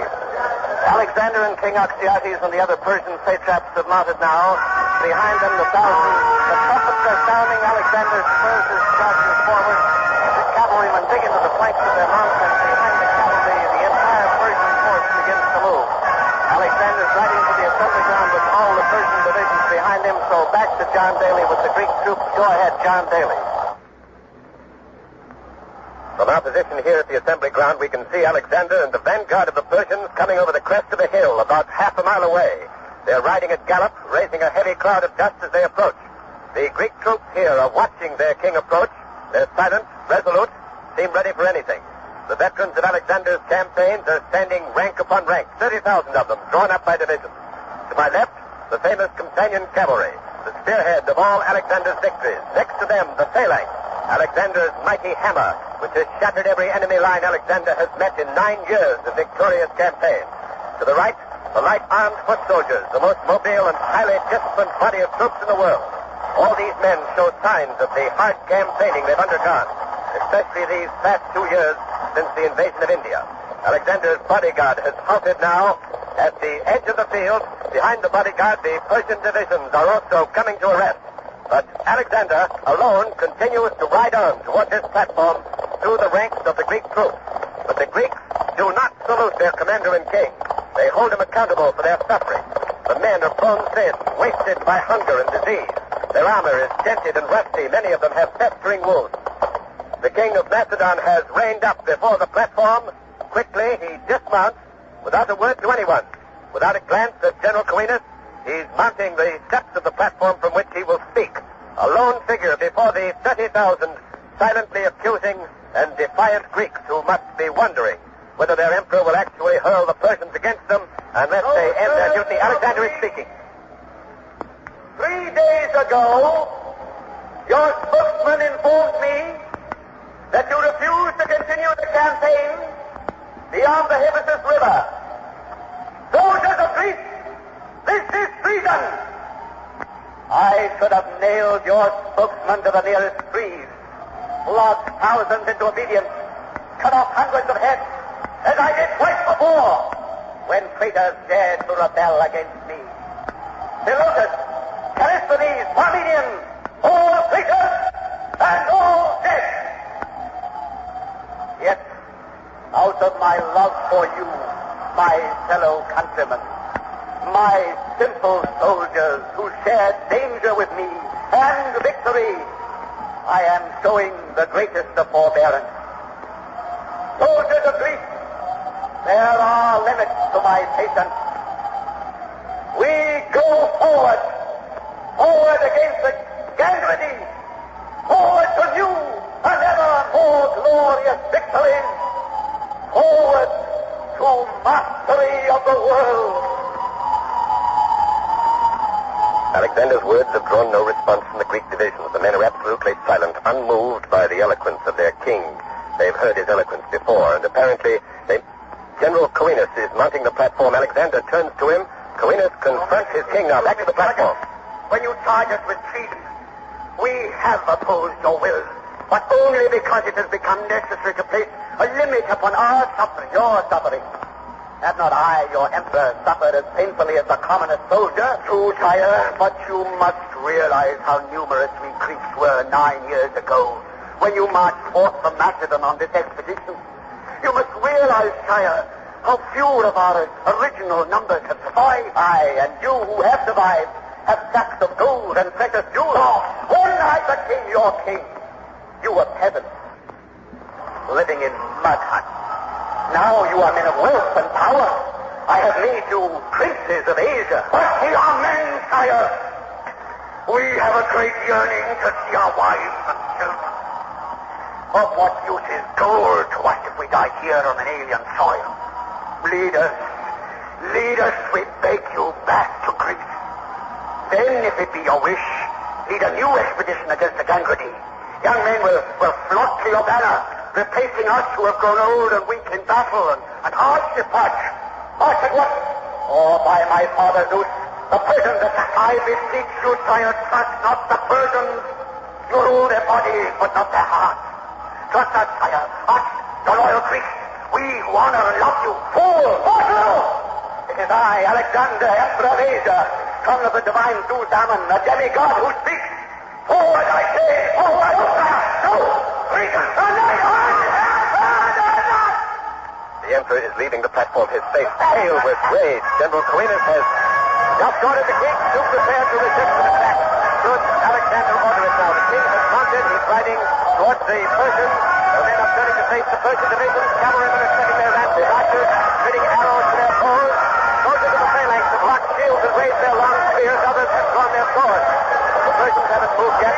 Alexander is approaching them, and a horseman has left the Persian ranks and has met Alexander in the center of the field.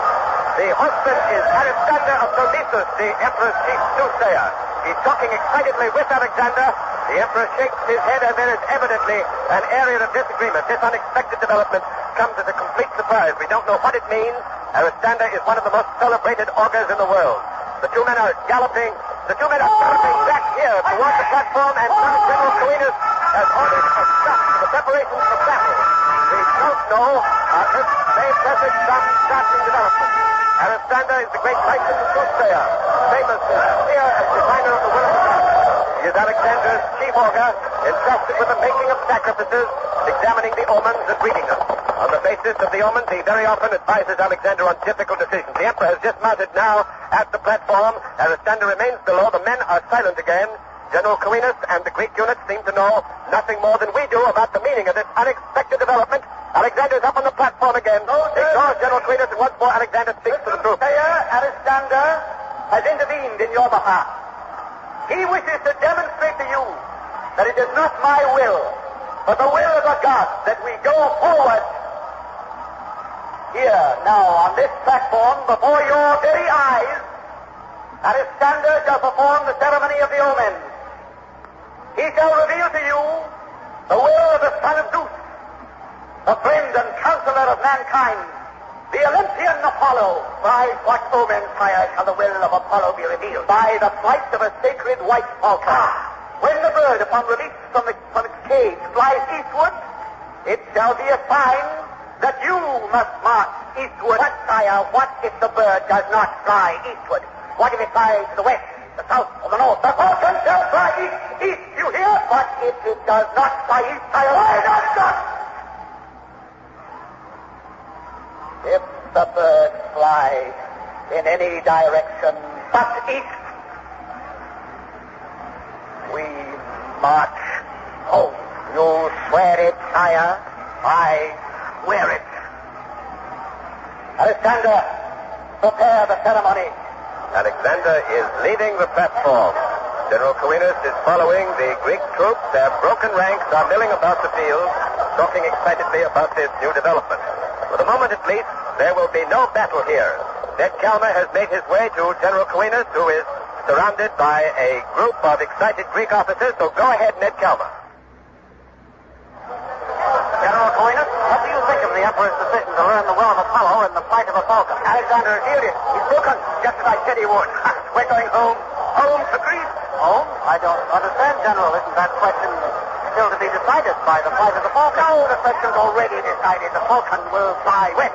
West? How do you know that, sir? Because Alexander has instructed the soothsayer to make the falcon fly west. Are you charging that the ceremony of the omens is a fraud? Of course it's a fraud. A device to permit the Emperor to yield without loss of prestige. Instead of humbling himself before his men, he will make it appear as if he is accepting the will of Apollo in the matter. But can the flight of a falcon be predetermined? My dear fellow, it's the simplest thing in the world. That rascal Alexander is a clever trickster.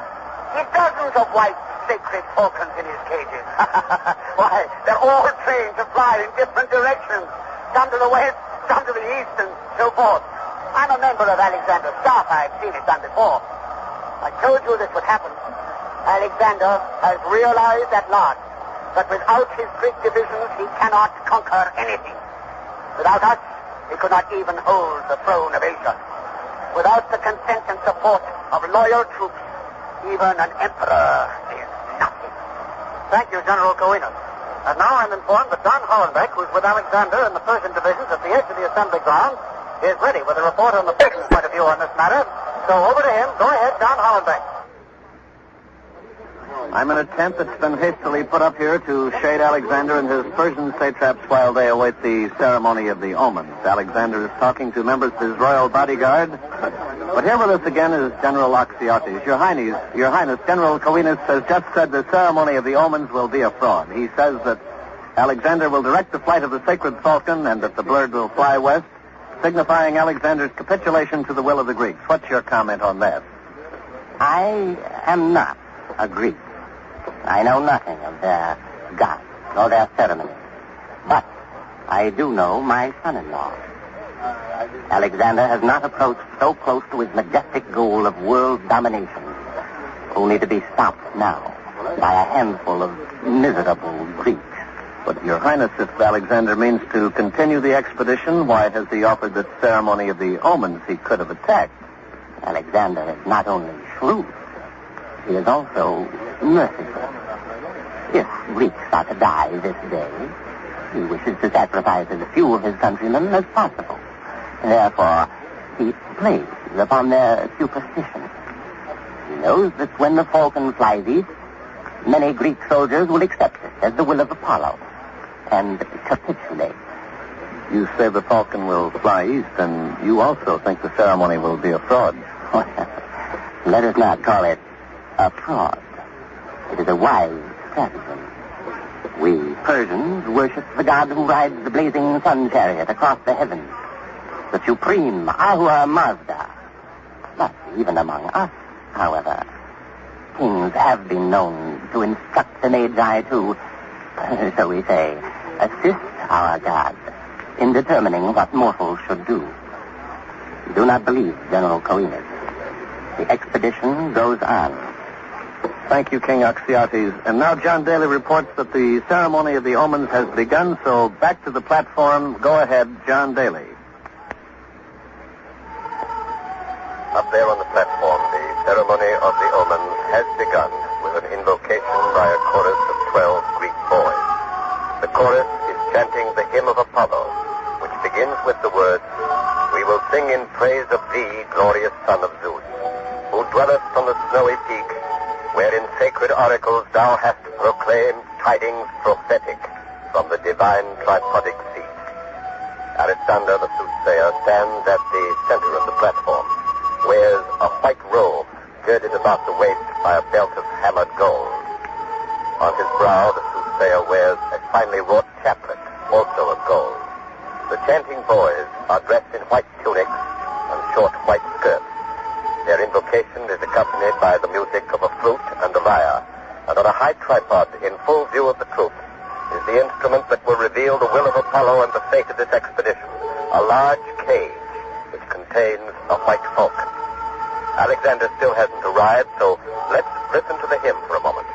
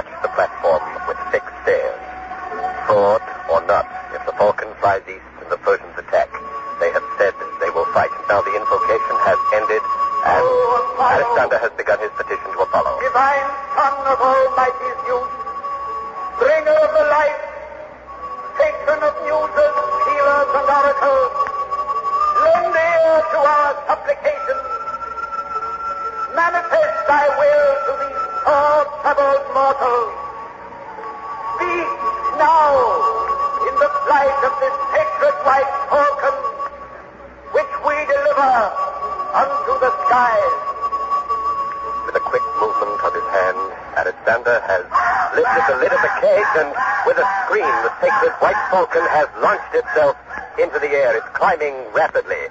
Every man among the 30,000 Greek soldiers here is watching its flight, taut, nerves at the snapping point. The falcon is soaring in wide circles directly overhead, and it seems to be searching for its course. And now, with another scream, the falcon is winging westward. It's flying west in the direction of Greece. And to a man, every Greek has turned to Alexander on the platform. The bird has flown west, but will Alexander keep his promise? The king is still watching the falcon. As it grows smaller and smaller in the distance, there's an expression of bitter heartbreak, sorrow on his face. Now the king is speaking. Of Greece, Apollo has spoken. No mortal, not even I, Alexander, a demigod, may defy him. Soldiers of Greece, we march home.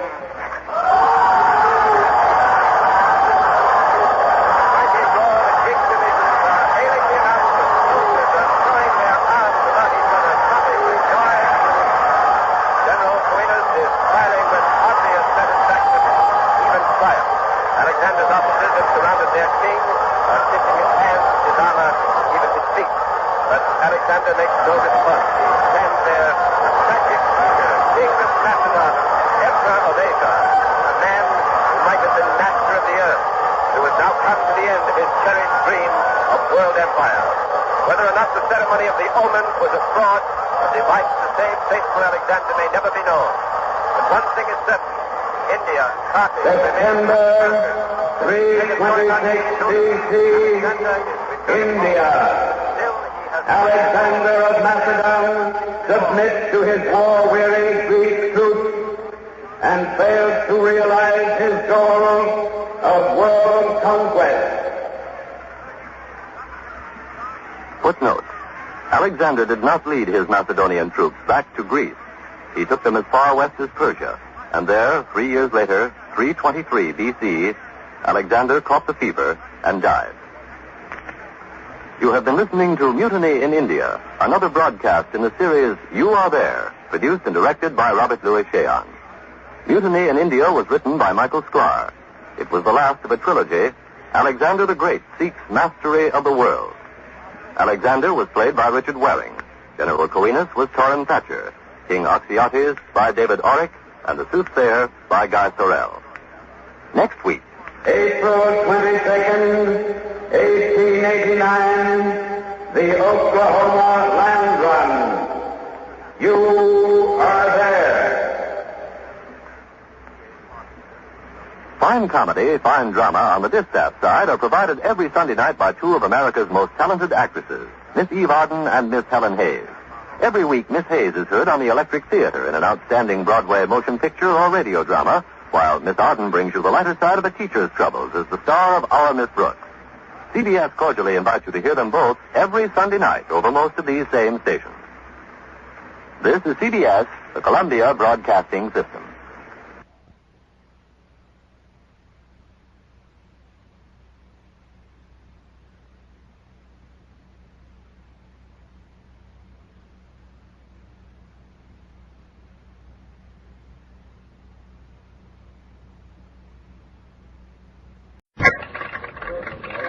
This is John Daly in the radio newsroom of the United States Senate, just across the hall from the galleries of the Senate chamber itself. In less than half an hour on this historic and eventful morning of the 16th of May, 1868, Andrew Johnson, President of the United States, may be removed from office, convicted of high crimes and misdemeanors.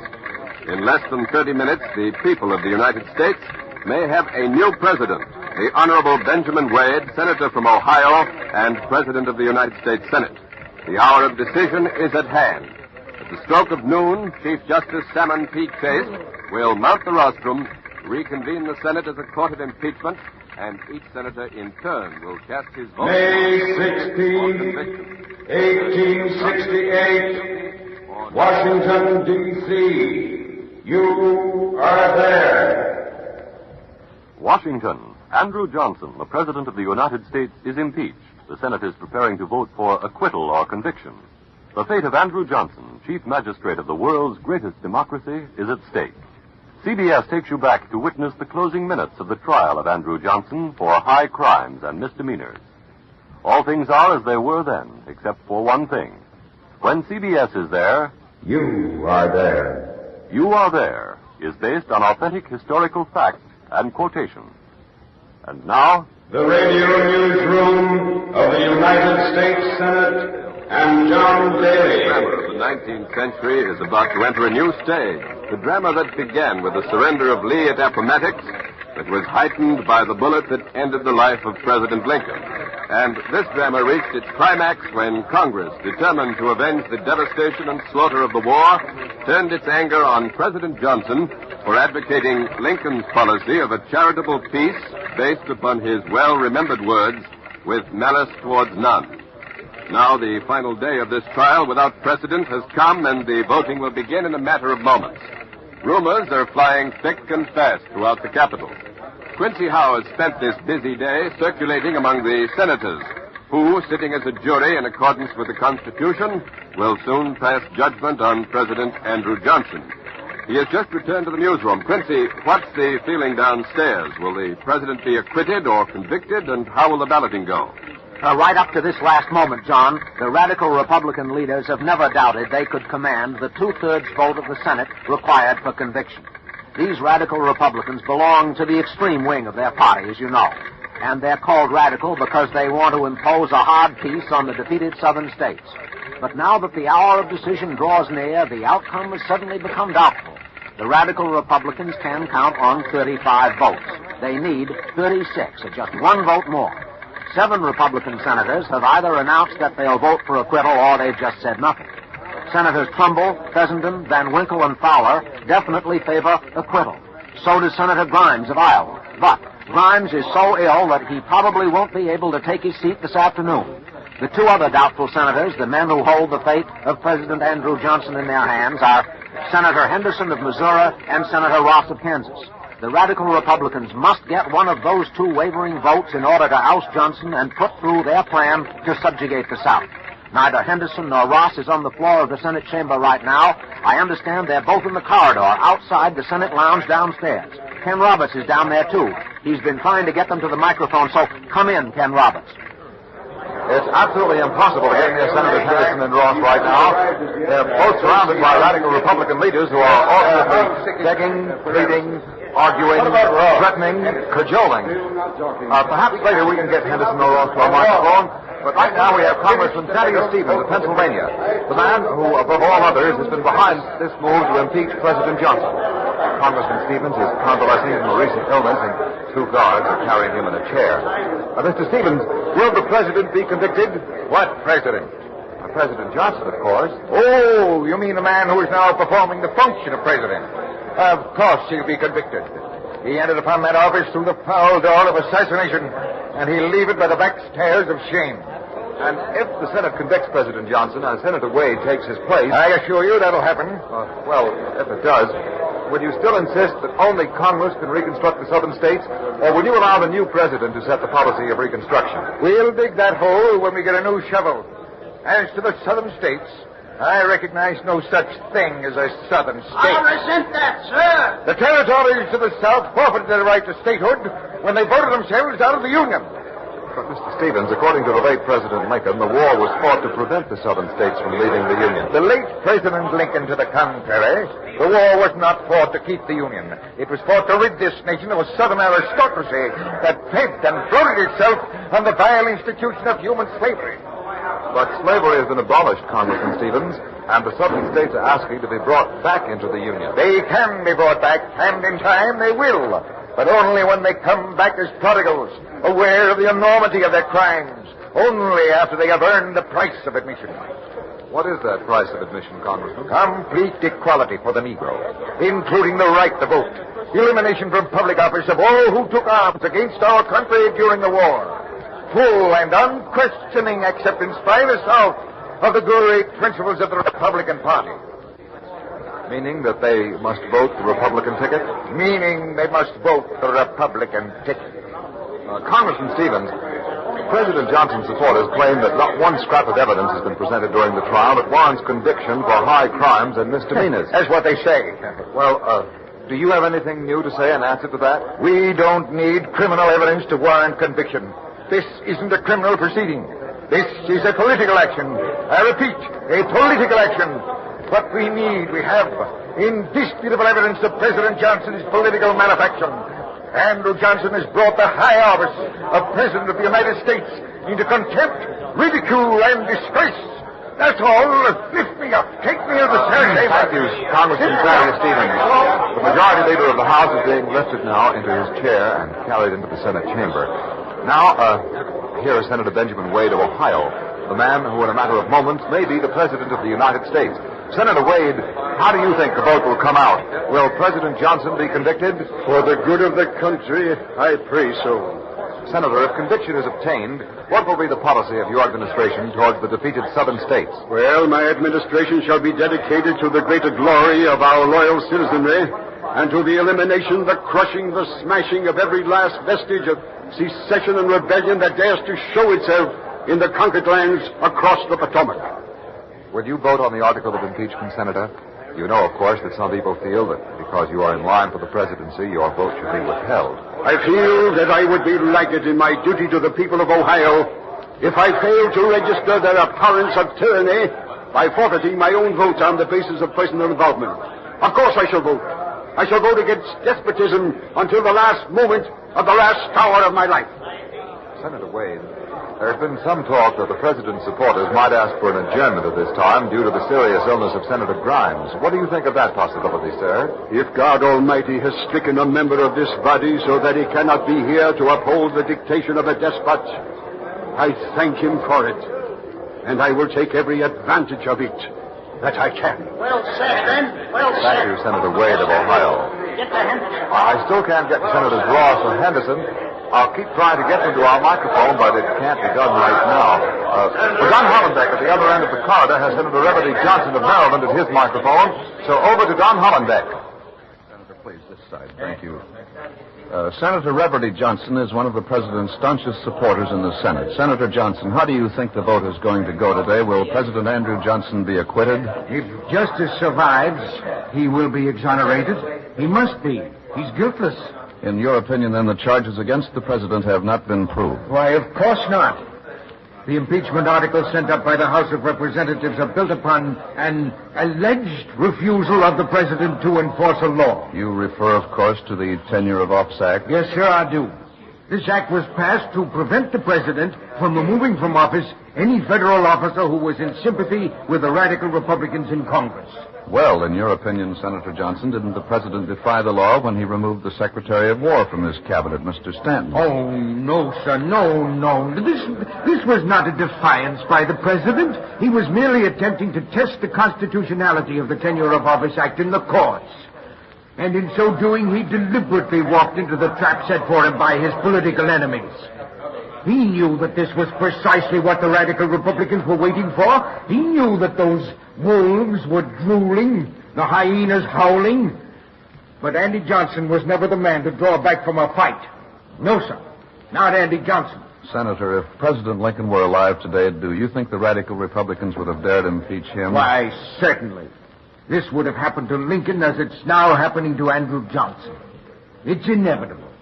Any man who stands for mercy and charity to the South is the marked enemy of the radical Republicans. And I thank God that Abraham Lincoln was spared this ignominy by the bullet of John Wilkes Booth. Thank you, Senator Johnson. I've just been informed that Senator Grimes of Iowa, the senator who was so ill he wasn't expected to be present today, has arrived at the Senate entrance to the Capitol, so over to Ned Calmer. I'm standing just inside the Senate entrance. Senator Grimes' carriage has just drawn up outside the door. The Capitol Guards had to clear a way for it through the pressing, excited crowds, and now the guards have lifted the senator's stretcher out of the carriage. It's the senator's doctor is by his side, cautioning the guards. Mrs. Grimes, the senator's wife, is still inside the carriage. The senator's stretcher is being brought through the entrance door now. The senator's face is quite ashen white. His eyes are closed. He's breathing in labor. He hardly looks alive. It seems impossible that this man will be able to vote. Yet here he comes. There's a doctor walking beside him. Doctor, I beg your pardon, sir. No. This is CBS. If your patient can spare you for just a moment, may we ask you a question? No. I'm sorry. I've got my hands full. I'm sorry. The doctor has gone past me, following the stretcher. Mrs. Grimes is just coming through the door now, her hands full of pillows. I'll try to... Mrs. Grimes, if you could stop just a minute. This is CBS. Could you tell us, Mrs. Grimes, is the senator any better? My husband is very ill. He's being brought here against the advice of his physician. But he insisted. He feels that he must be here even if it means his life. Do you think he'll be able to vote? If his heart is as strong as his will, he will vote. Oh, I'm so sorry. I must go with him. Thank you, Mrs. Grimes. The senator's wife is going up to the caucus room now, and she... Wait a minute. I understand that Ken Roberts has at last been able to get Senator Henderson to the microphone. So over to Ken Roberts. Senator Henderson is standing beside me. Senator Henderson, have you made up your mind as to your vote? Will it be for conviction or acquittal? For the past 2 weeks, my life has been unbearable. I have been spied on, followed, hounded almost to death. I am a Republican. Yes, but Senator... My desk is piled high with telegrams, most of them calling for my vote for conviction. But I shall not be swayed by threats or bribes. But your vote, Senator, how will you vote? I have in my hand a telegram. It is from my state, Missouri, from St. Louis. I will read it to you. There is intense excitement here. Meeting call for tomorrow night. Can your friends hope that you will vote for conviction? If so, all will be well. Signed, E.W. Fox. Senator. I have already wired Mr. Fox my reply. Here it is. Say to my friends that I am sworn to do impartial justice according to law and evidence. And I will try to do it like an honest man. Does that mean, Senator Henderson, that you have decided... It means that I shall follow my conscience and not my party. I shall vote for acquittal. Senator Henderson will vote for acquittal. Senator Henderson will vote not guilty. Back to the radio newsroom. This is Quincy Howe. Henderson for acquittal. Ross still uncertain. Grimes here, but so ill that he may not have the strength to register his vote of not guilty. If Senator Grimes fails to answer his name when the vote is called, the radical Republicans will have achieved their purpose, the conviction and removal of Andrew Johnson as President of the United States and the elevation of Benjamin Wade to that... there's the bell. The Senate is reconvening, so over to John Daly at the doors of the Senate gallery. Chief Justice Salmon P. Chase has taken his place on the rostrum, tapped his gavel now for order. Every seat but one in the Senate chamber is filled. That one, Senator Grimes' chair is empty, still empty, a little stirring in the seats, but the Chief Justice is demanding and has gotten order. We'll make proclamation. Hear ye, hear ye. All persons are commanded to keep silence on bail of imprisonment while the Senate of the United States is sitting for the trial of the articles of impeachment against Andrew Johnson, President of the United States. The Senate is now going through the preliminary routine incident to its convening as a court of impeachment. The curtain is going up on one of the great dramas of our time. For the first time in our history, a President of the United States stands impeached, waiting for the historic verdict of the Senate. The stage is set, and in a moment, the preliminaries will be over. The business of the court will then be ready to begin. There is no objection. I will so order. Mr. Chief Justice. Senator Williams of Oregon is calling for the floor. I move that the Chief Justice, in directing the Secretary to read the several articles of impeachment, shall direct him to read the 11th article first. Shall then be taken on that article, and thereafter the other 10 successively as they stand. The radical Republicans have moved to consider the 11th article of impeachment first. Quincy Howe is here with me. Quincy, what do you think is behind this last-minute maneuver? It looks like bad news for President Johnson. You see, the 11th article, the so-called Stevens article, contains no specific accusations. It's a generalized article. Among other things, it accuses the president of having, in some public speech or other, denied the right of Congress to interfere in the internal affairs of the southern states. Now, this 11th article is known as the catch-all article. If the radical Republicans can snare a majority of senators into approving this 11th article, then the Johnson conviction seems almost certain. And now a vote is being taken. Those in favor signify by aye. Aye. Those opposed signify by no. No. The ayes in the majority, it is so ordered. The president's enemies have won another round as the Senate adopts the order. Senator Edmonds of Vermont. Gentlemen from Vermont, I move that the Senate now proceed to vote upon the articles according to the order of the Senate just adopted. And Senator Edmonds has just moved that the Senate proceed to vote immediately on the 11th article. Senator Fessenden of Maine. Gentlemen from Maine, before the motion is made, I move that voting be postponed for half an hour.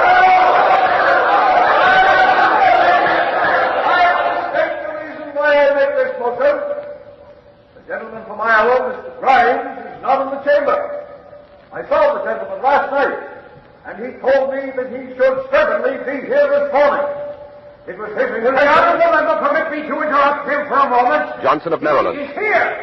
I have that time. He's on his way. He will be in the chamber in a moment. He's here. Grimes is in the Senate chamber.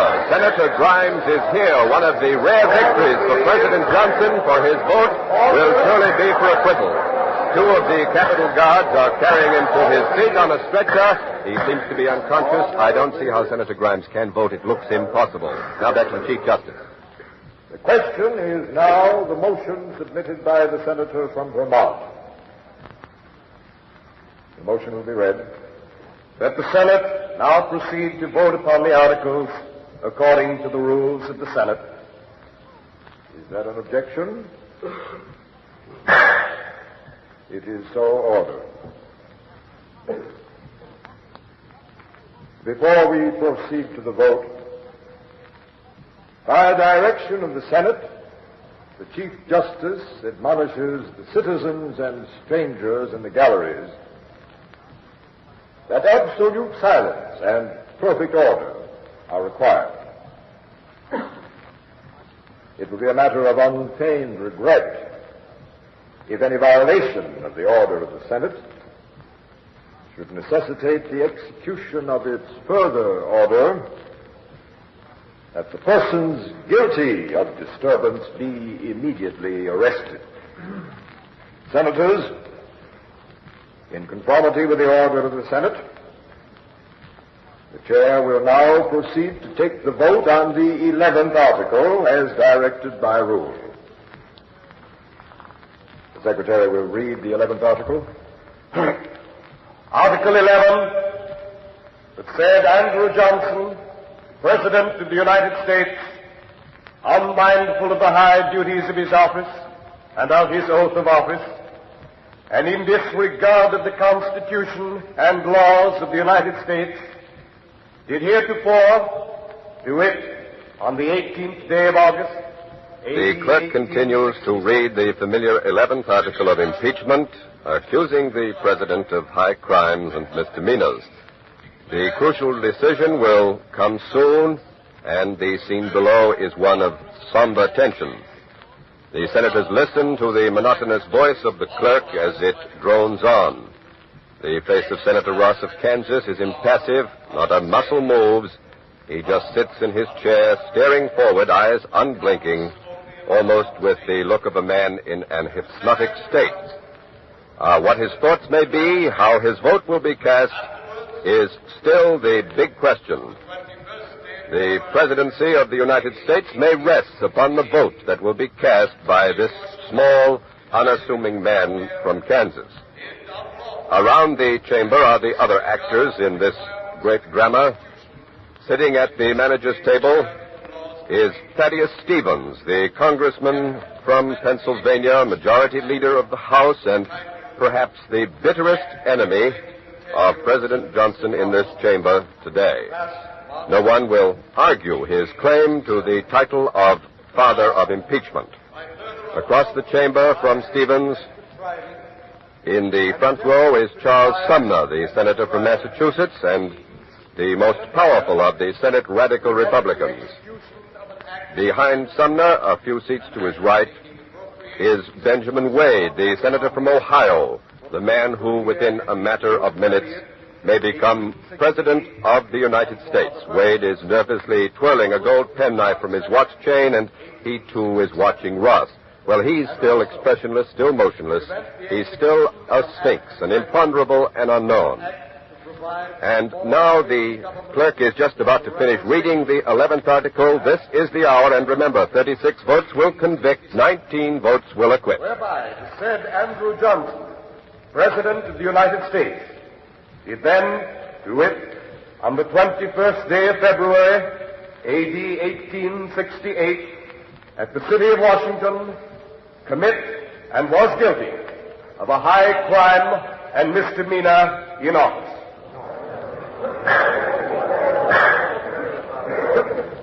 The Secretary will call the roll. Mr. Anthony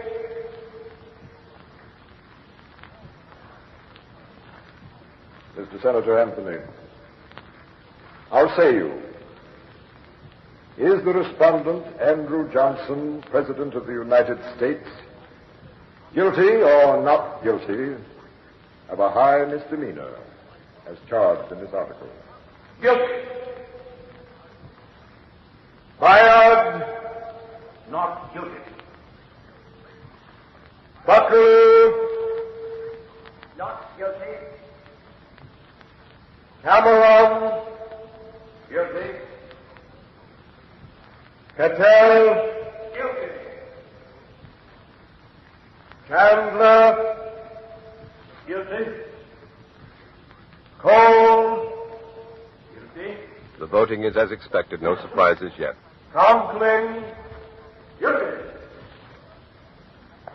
Annette. Guilty. Corbett. Guilty. Reagan. Guilty. Davis. Not guilty. Dixon. Not guilty. Doolittle. Not guilty. 9 guilty, 5 not guilty. Drake. Guilty. Edmonds. Guilty. Perry. Guilty. Fessenden. Not guilty. Fowler. Guilty. Senator Fowler has voted guilty. This is a completely surprising thing. It's unexpected. His vote seems sure for acquittal. I'll say you repeat your vote. Not guilty. Oh, it was a misunderstanding. Senator Fowler did not speak distinctly. His vote is not guilty. He is for acquittal, and the roll call now continues. Guilty.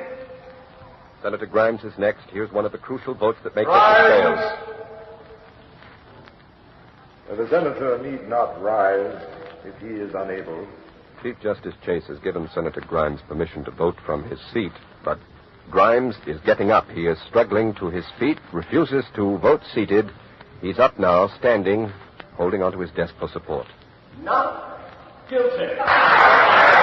And the gallery, both those for the president and those against him, are saluting the courage, the bravery of Senator Grimes. It must have been a superhuman effort. He drew himself up to his full height, stood erect and proud a moment, and then almost defiantly, he delivered his vote for acquittal. The vote is now 13 for conviction, 8 for acquittal, 36 are needed for conviction, 19 for acquittal, and now it's certain that the decisive vote will be that of Senator Ross of Kansas. The secretary will proceed. Harlan. Guilty. Henderson. Not guilty. As he announced he would, Senator Henderson has defied his party and voted for acquittal. Hendricks. Not guilty. Howard. Guilty. Howe. Guilty. Johnson. Not guilty. McCreary. Not guilty. Morgan. Guilty. Morrill of Maine. Guilty. The vote now is 18 guilty, 12 not guilty, 36 needed for conviction, 19 for acquittal. Senator Ross will cast the deciding vote. Morton. Guilty. Norton. Not guilty. Nye. Guilty. Patterson of New Hampshire. Guilty. Patterson of Tennessee. Not guilty. Pomeroy. Guilty. Ramsey. Guilty. Ross. This is it. This is the deciding vote. Ross. Not guilty. Ross has voted not guilty. Ross has voted for acquittal.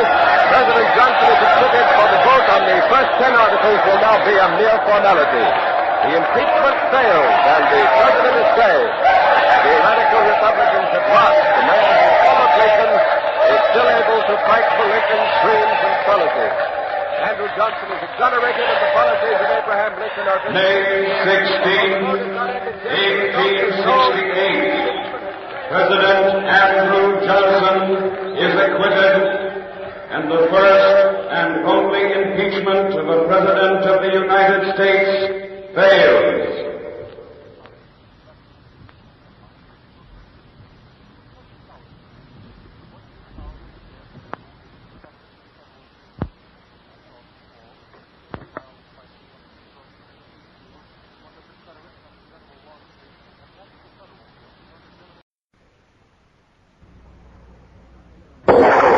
High noon has come this 14th day of October, 1066, the hour when William, Duke of Normandy, and Harold, King of England, will meet here at the instigation of His Holiness Pope Alexander II.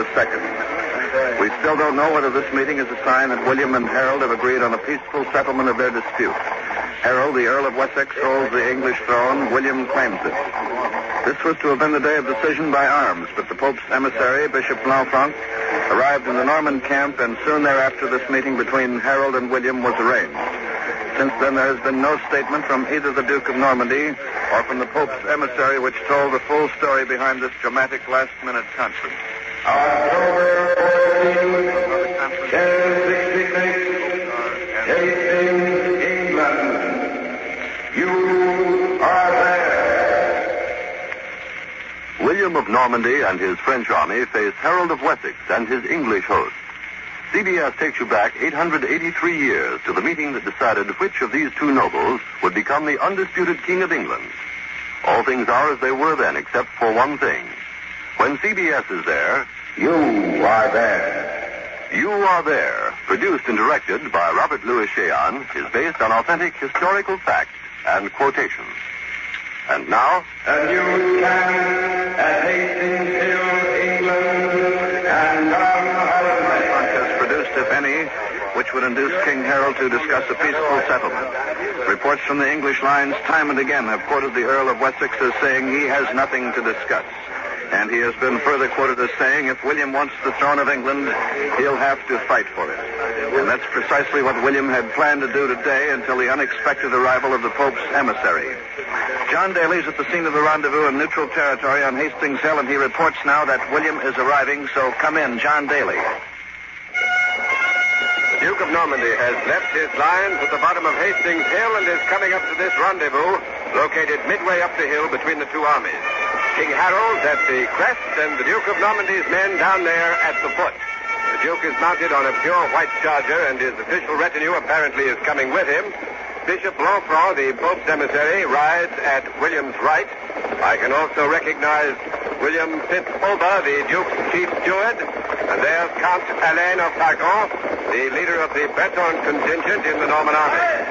We call it the Norman army, although William has drawn his men from every corner of the Gallic provinces. The Duke is dismounted. In a moment he will pass here, and we hope to be able to ask him a few questions. He wears a white surcoat over his chainmail armor. William and Harold will meet at a council table set up at this point. It's a bright autumn day here at Hastings, and now... Oh, my lord! Yes, my lord, has King Harold agreed to give up the throne? Harold, the Earl of Wessex, agreed to nothing, except to meet with Bishop Lanfranc. Well, then His Highness is not meeting with you. He is coming here to talk only with the Pope's emissary. That is correct.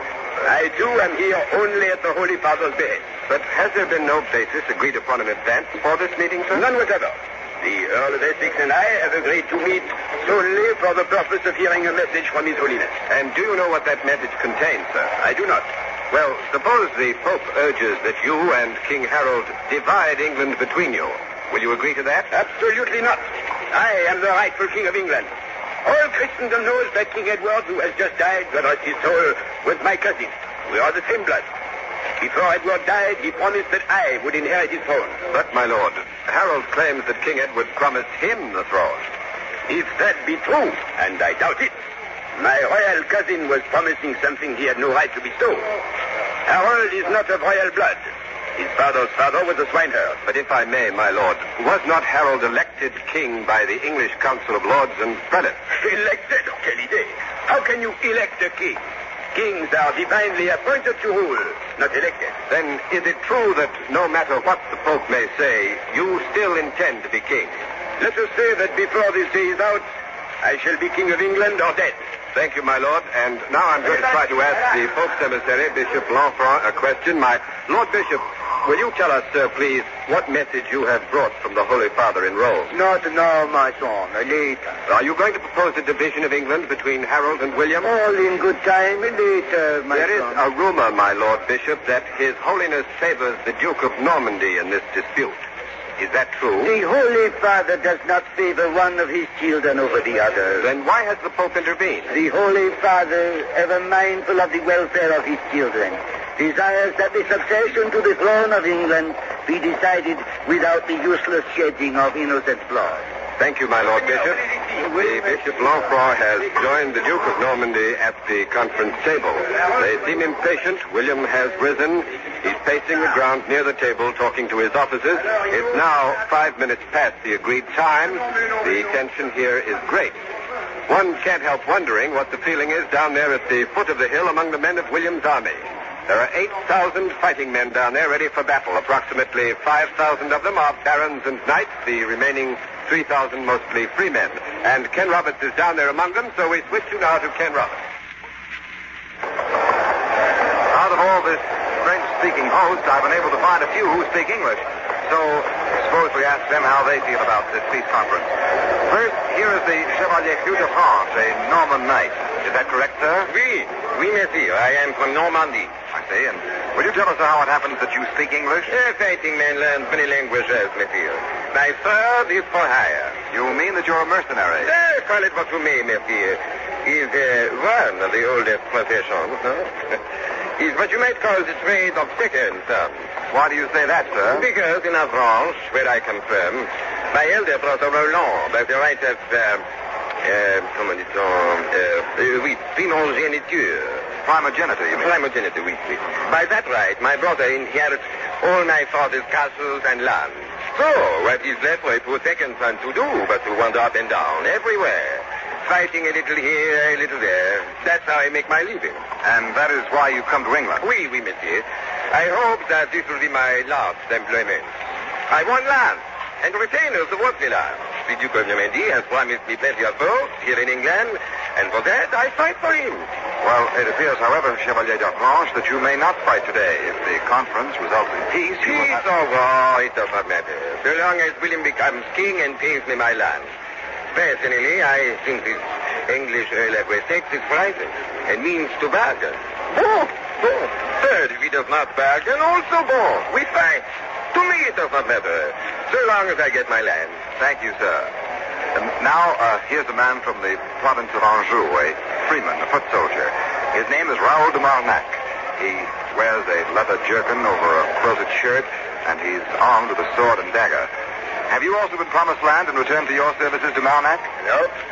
Then you fight because you believe in William's cause. Everybody in William's army believes in William's cause.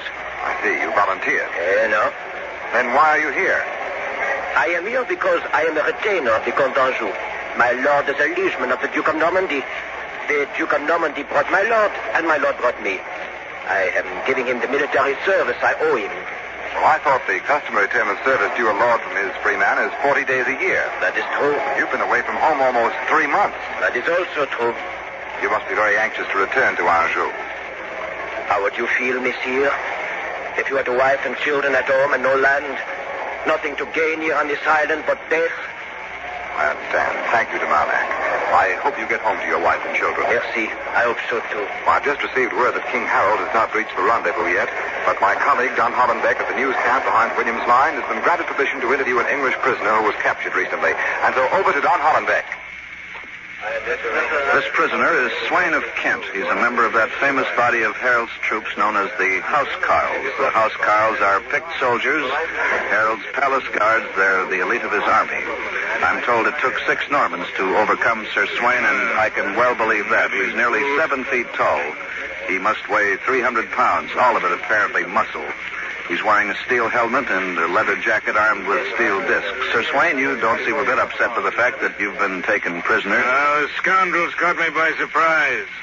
I'll not be a prisoner long. Well, is that because you think this meeting between Harold and William will end in peace? Peace? There'll be no peace. Unless the Norman invader turns tail and runs for home like a whipped dog. Oh, you regard the Duke of Normandy's army as an army of invasion. Well, what would you regard it? There's not an Englishman among them. They come from all over Europe. They come to steal our lands and to make us slaves. Slaves, huh? Well, I've heard there's more slavery in England than there is anywhere else in the Christian world. We have slaves, yes, but they're Saxons. Oh, I see. By the way, are you an Englishman? It seems to me that Swain is a Danish name. My father was a Dane. How did he come to England? I came with King Canute. Oh, Canute.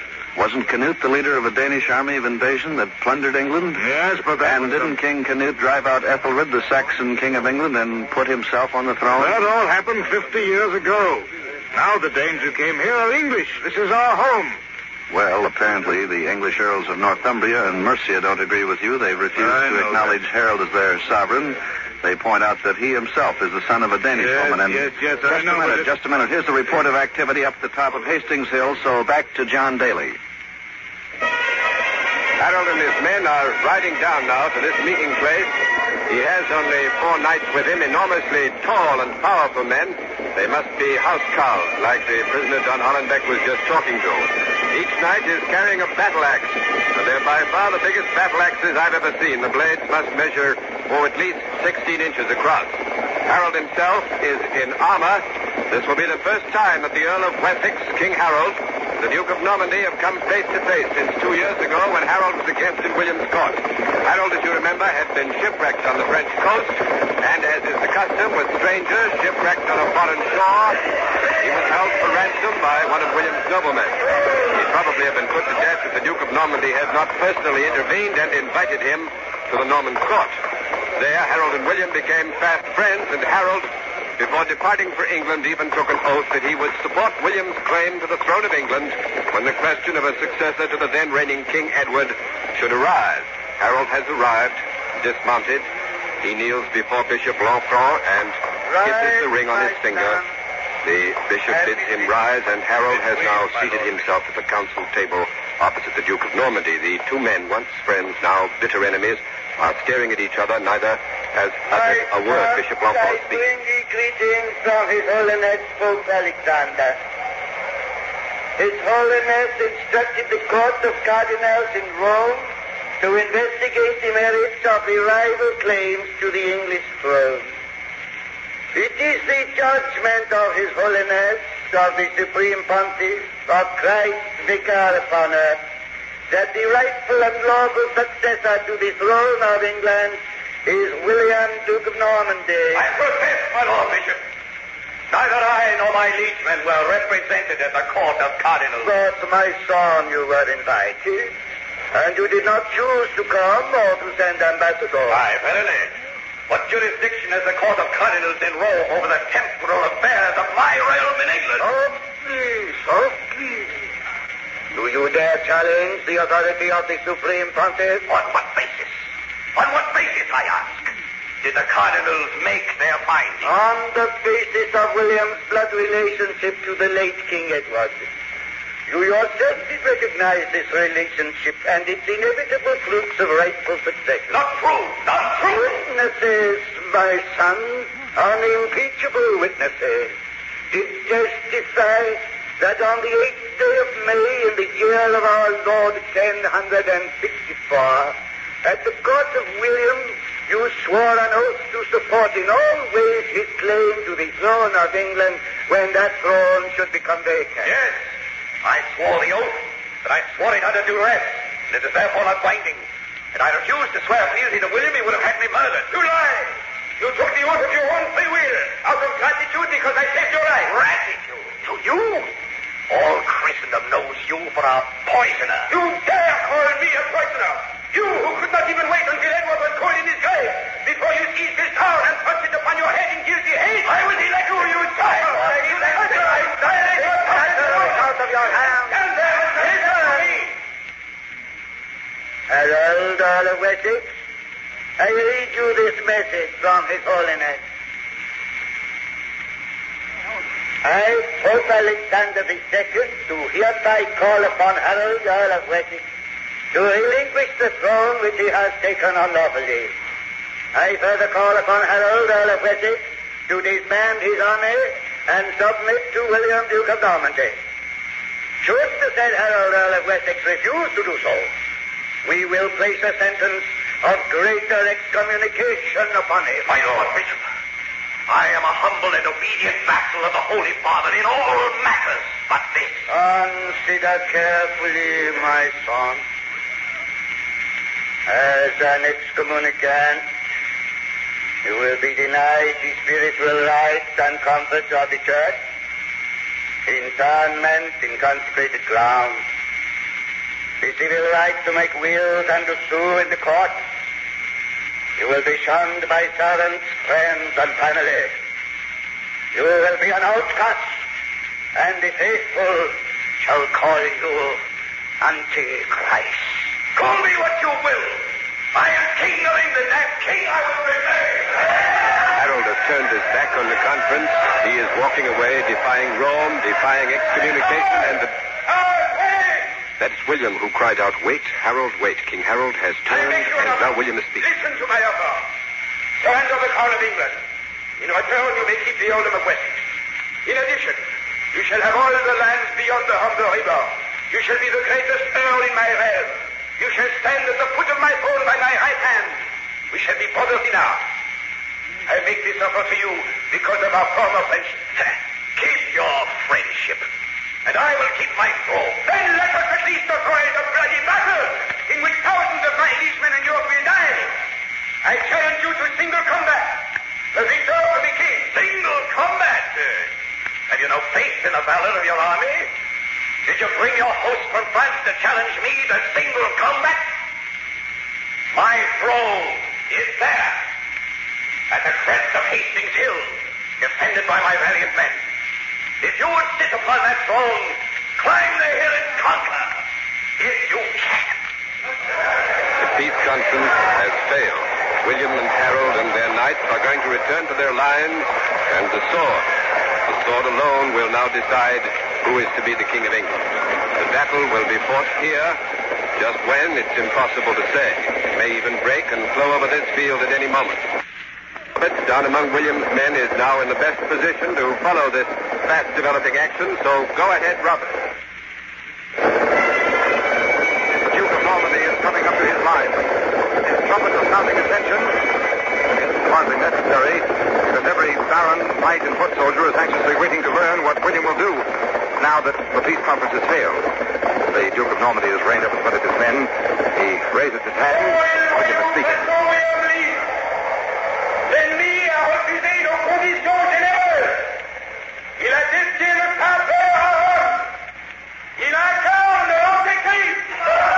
William has just told his men that Harold, by defying the Pope, is become the Antichrist. The Duke has been handed a banner. It's the Pope's banner, a great gold cross on the field of blue. Now William again. Voyez la bannière de Rome. Le Saint-Père lui-même a béni cet étendard.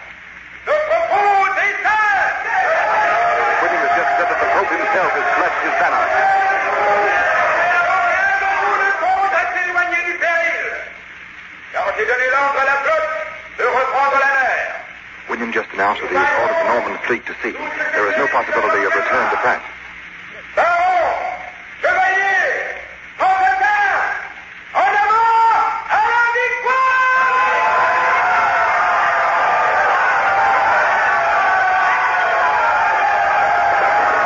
With a final call to victory, the Duke of Normandy has wheeled his charger. He holds the banner of Rome aloft in one hand, his sword in the other. The whole multitude of the Norman host is moving forward, up the hill against the English line. John Daly was to take a position to the right of the battlefield, halfway up the hill. Go ahead, Daly. From this position under a clump of trees about 500 yards from the battle area, we can see the Norman army is advancing in 3 divisions. The first wave are the archers. Behind them come the heavily armed foot soldiers, and behind them the mounted knights and the barons. The English are waiting for them at the crest of the hill, massed in depth, and way in the rear of the English position are a number of catapults with their deadly piles of stones to be hurled at the Normans. Only the Normans, by the way, appear to be using cavalry in this battle. The English are not using horses. They plan to stand their ground on top of the hill and to force this Norman host to weaken itself in futile assaults against the wall of English shields. Then the English hope to come down the hill and destroy them. The first line of Norman archers have stopped, dealt, and now they're shooting thousands of arrows up into the air.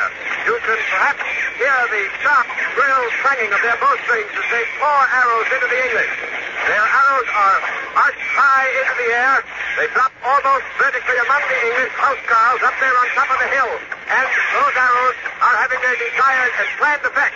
The housecarls have been forced to raise their shields as a protective roof, to protect their heads and their faces, and even so, housecarls are dropping, but still others take the places of those who have fallen, and now the Norman archers are standing out, opening a path directly into the center of the hill. They're blocking my line of vision. I can't see clearly, but Ken Roberts should be opposite me, across the hill and slightly below where he can see, so over to Ken Roberts. The Norman foot soldiers, with their shields and swords, are charging up the hill, racing up that path opened a moment ago by the archers. And behind them, the mounted Norman knights, lances set. Line after line of horsemen galloping wildly, pennants and banners flying in the wind. William is there somewhere in the center of the vanguard. I can see the blue and gold banner of the Pope. And now boulders, enormous rocks are raining down upon the charging Norman horsemen and foot soldiers. The English must have loosed their catapults.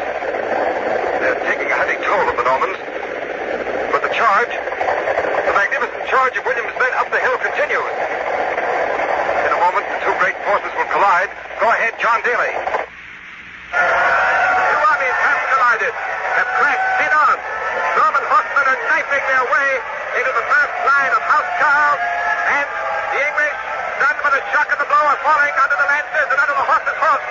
But now the Normans are being engulfed, swallowed up by the sheer mass of English soldiers up on the top of the hill, up there, lying about them with their heavy, mighty battle axes. More and more Normans keep coming up, more and more of them, and everywhere I look now, there are great surging crowds of Normans and English giving and receiving blows, the great battle axes showing for a moment above the melee and then swinging down. It's almost impossible to draw a coherent picture out of such a savage and chaotic scene. Still in the thick of the fighting flies that blue and gold banner of the Pope. Under it is the white charger of the Duke of Norfolk. Now William has been struck down. At least he's fallen from his horse. And from here, it's impossible to tell whether the Duke has been struck or has been killed. If he has, it may mean catastrophe to the Norman forces. Ken Roberts is closer to that scene of action. Perhaps he can tell us. Go ahead, Ken Roberts. I can't see the Duke of Normandy. The housecarls and Normans are fighting furiously around the spot where William fell. The Normans are wavering. They're giving way now. Many of them are falling back in confusion. Soldier, what's happened to the Duke of Normandy? Who is the Duke of Normandy? The Duke is lost. William has been killed, the soldier said. The battle is lost. The entire Norman line is falling back in complete confusion. All of the Normans must have seen their Duke go down. The English housecarls are seizing the advantage, striking with redoubled fury, and the Norman retreat is turning into a rout. The Normans have turned their backs on the enemy. They're fleeing down the hill, running past me in panic. And now, here come the English, led by the giant housecarls. They're pouring down on foot from the top of the hill, pursuing the Normans. And Harold himself is leading them. He must be supremely confident of victory to have left his fixed position. The English have overtaken the Normans now. They're cutting them down with their huge battle axes. The Normans are being slaughtered. William, Duke of Normandy, is dead, and his army is dying with him. This position is becoming dangerous, so I'll switch you back to John Daly on the other side of the hill. Go ahead, Daly.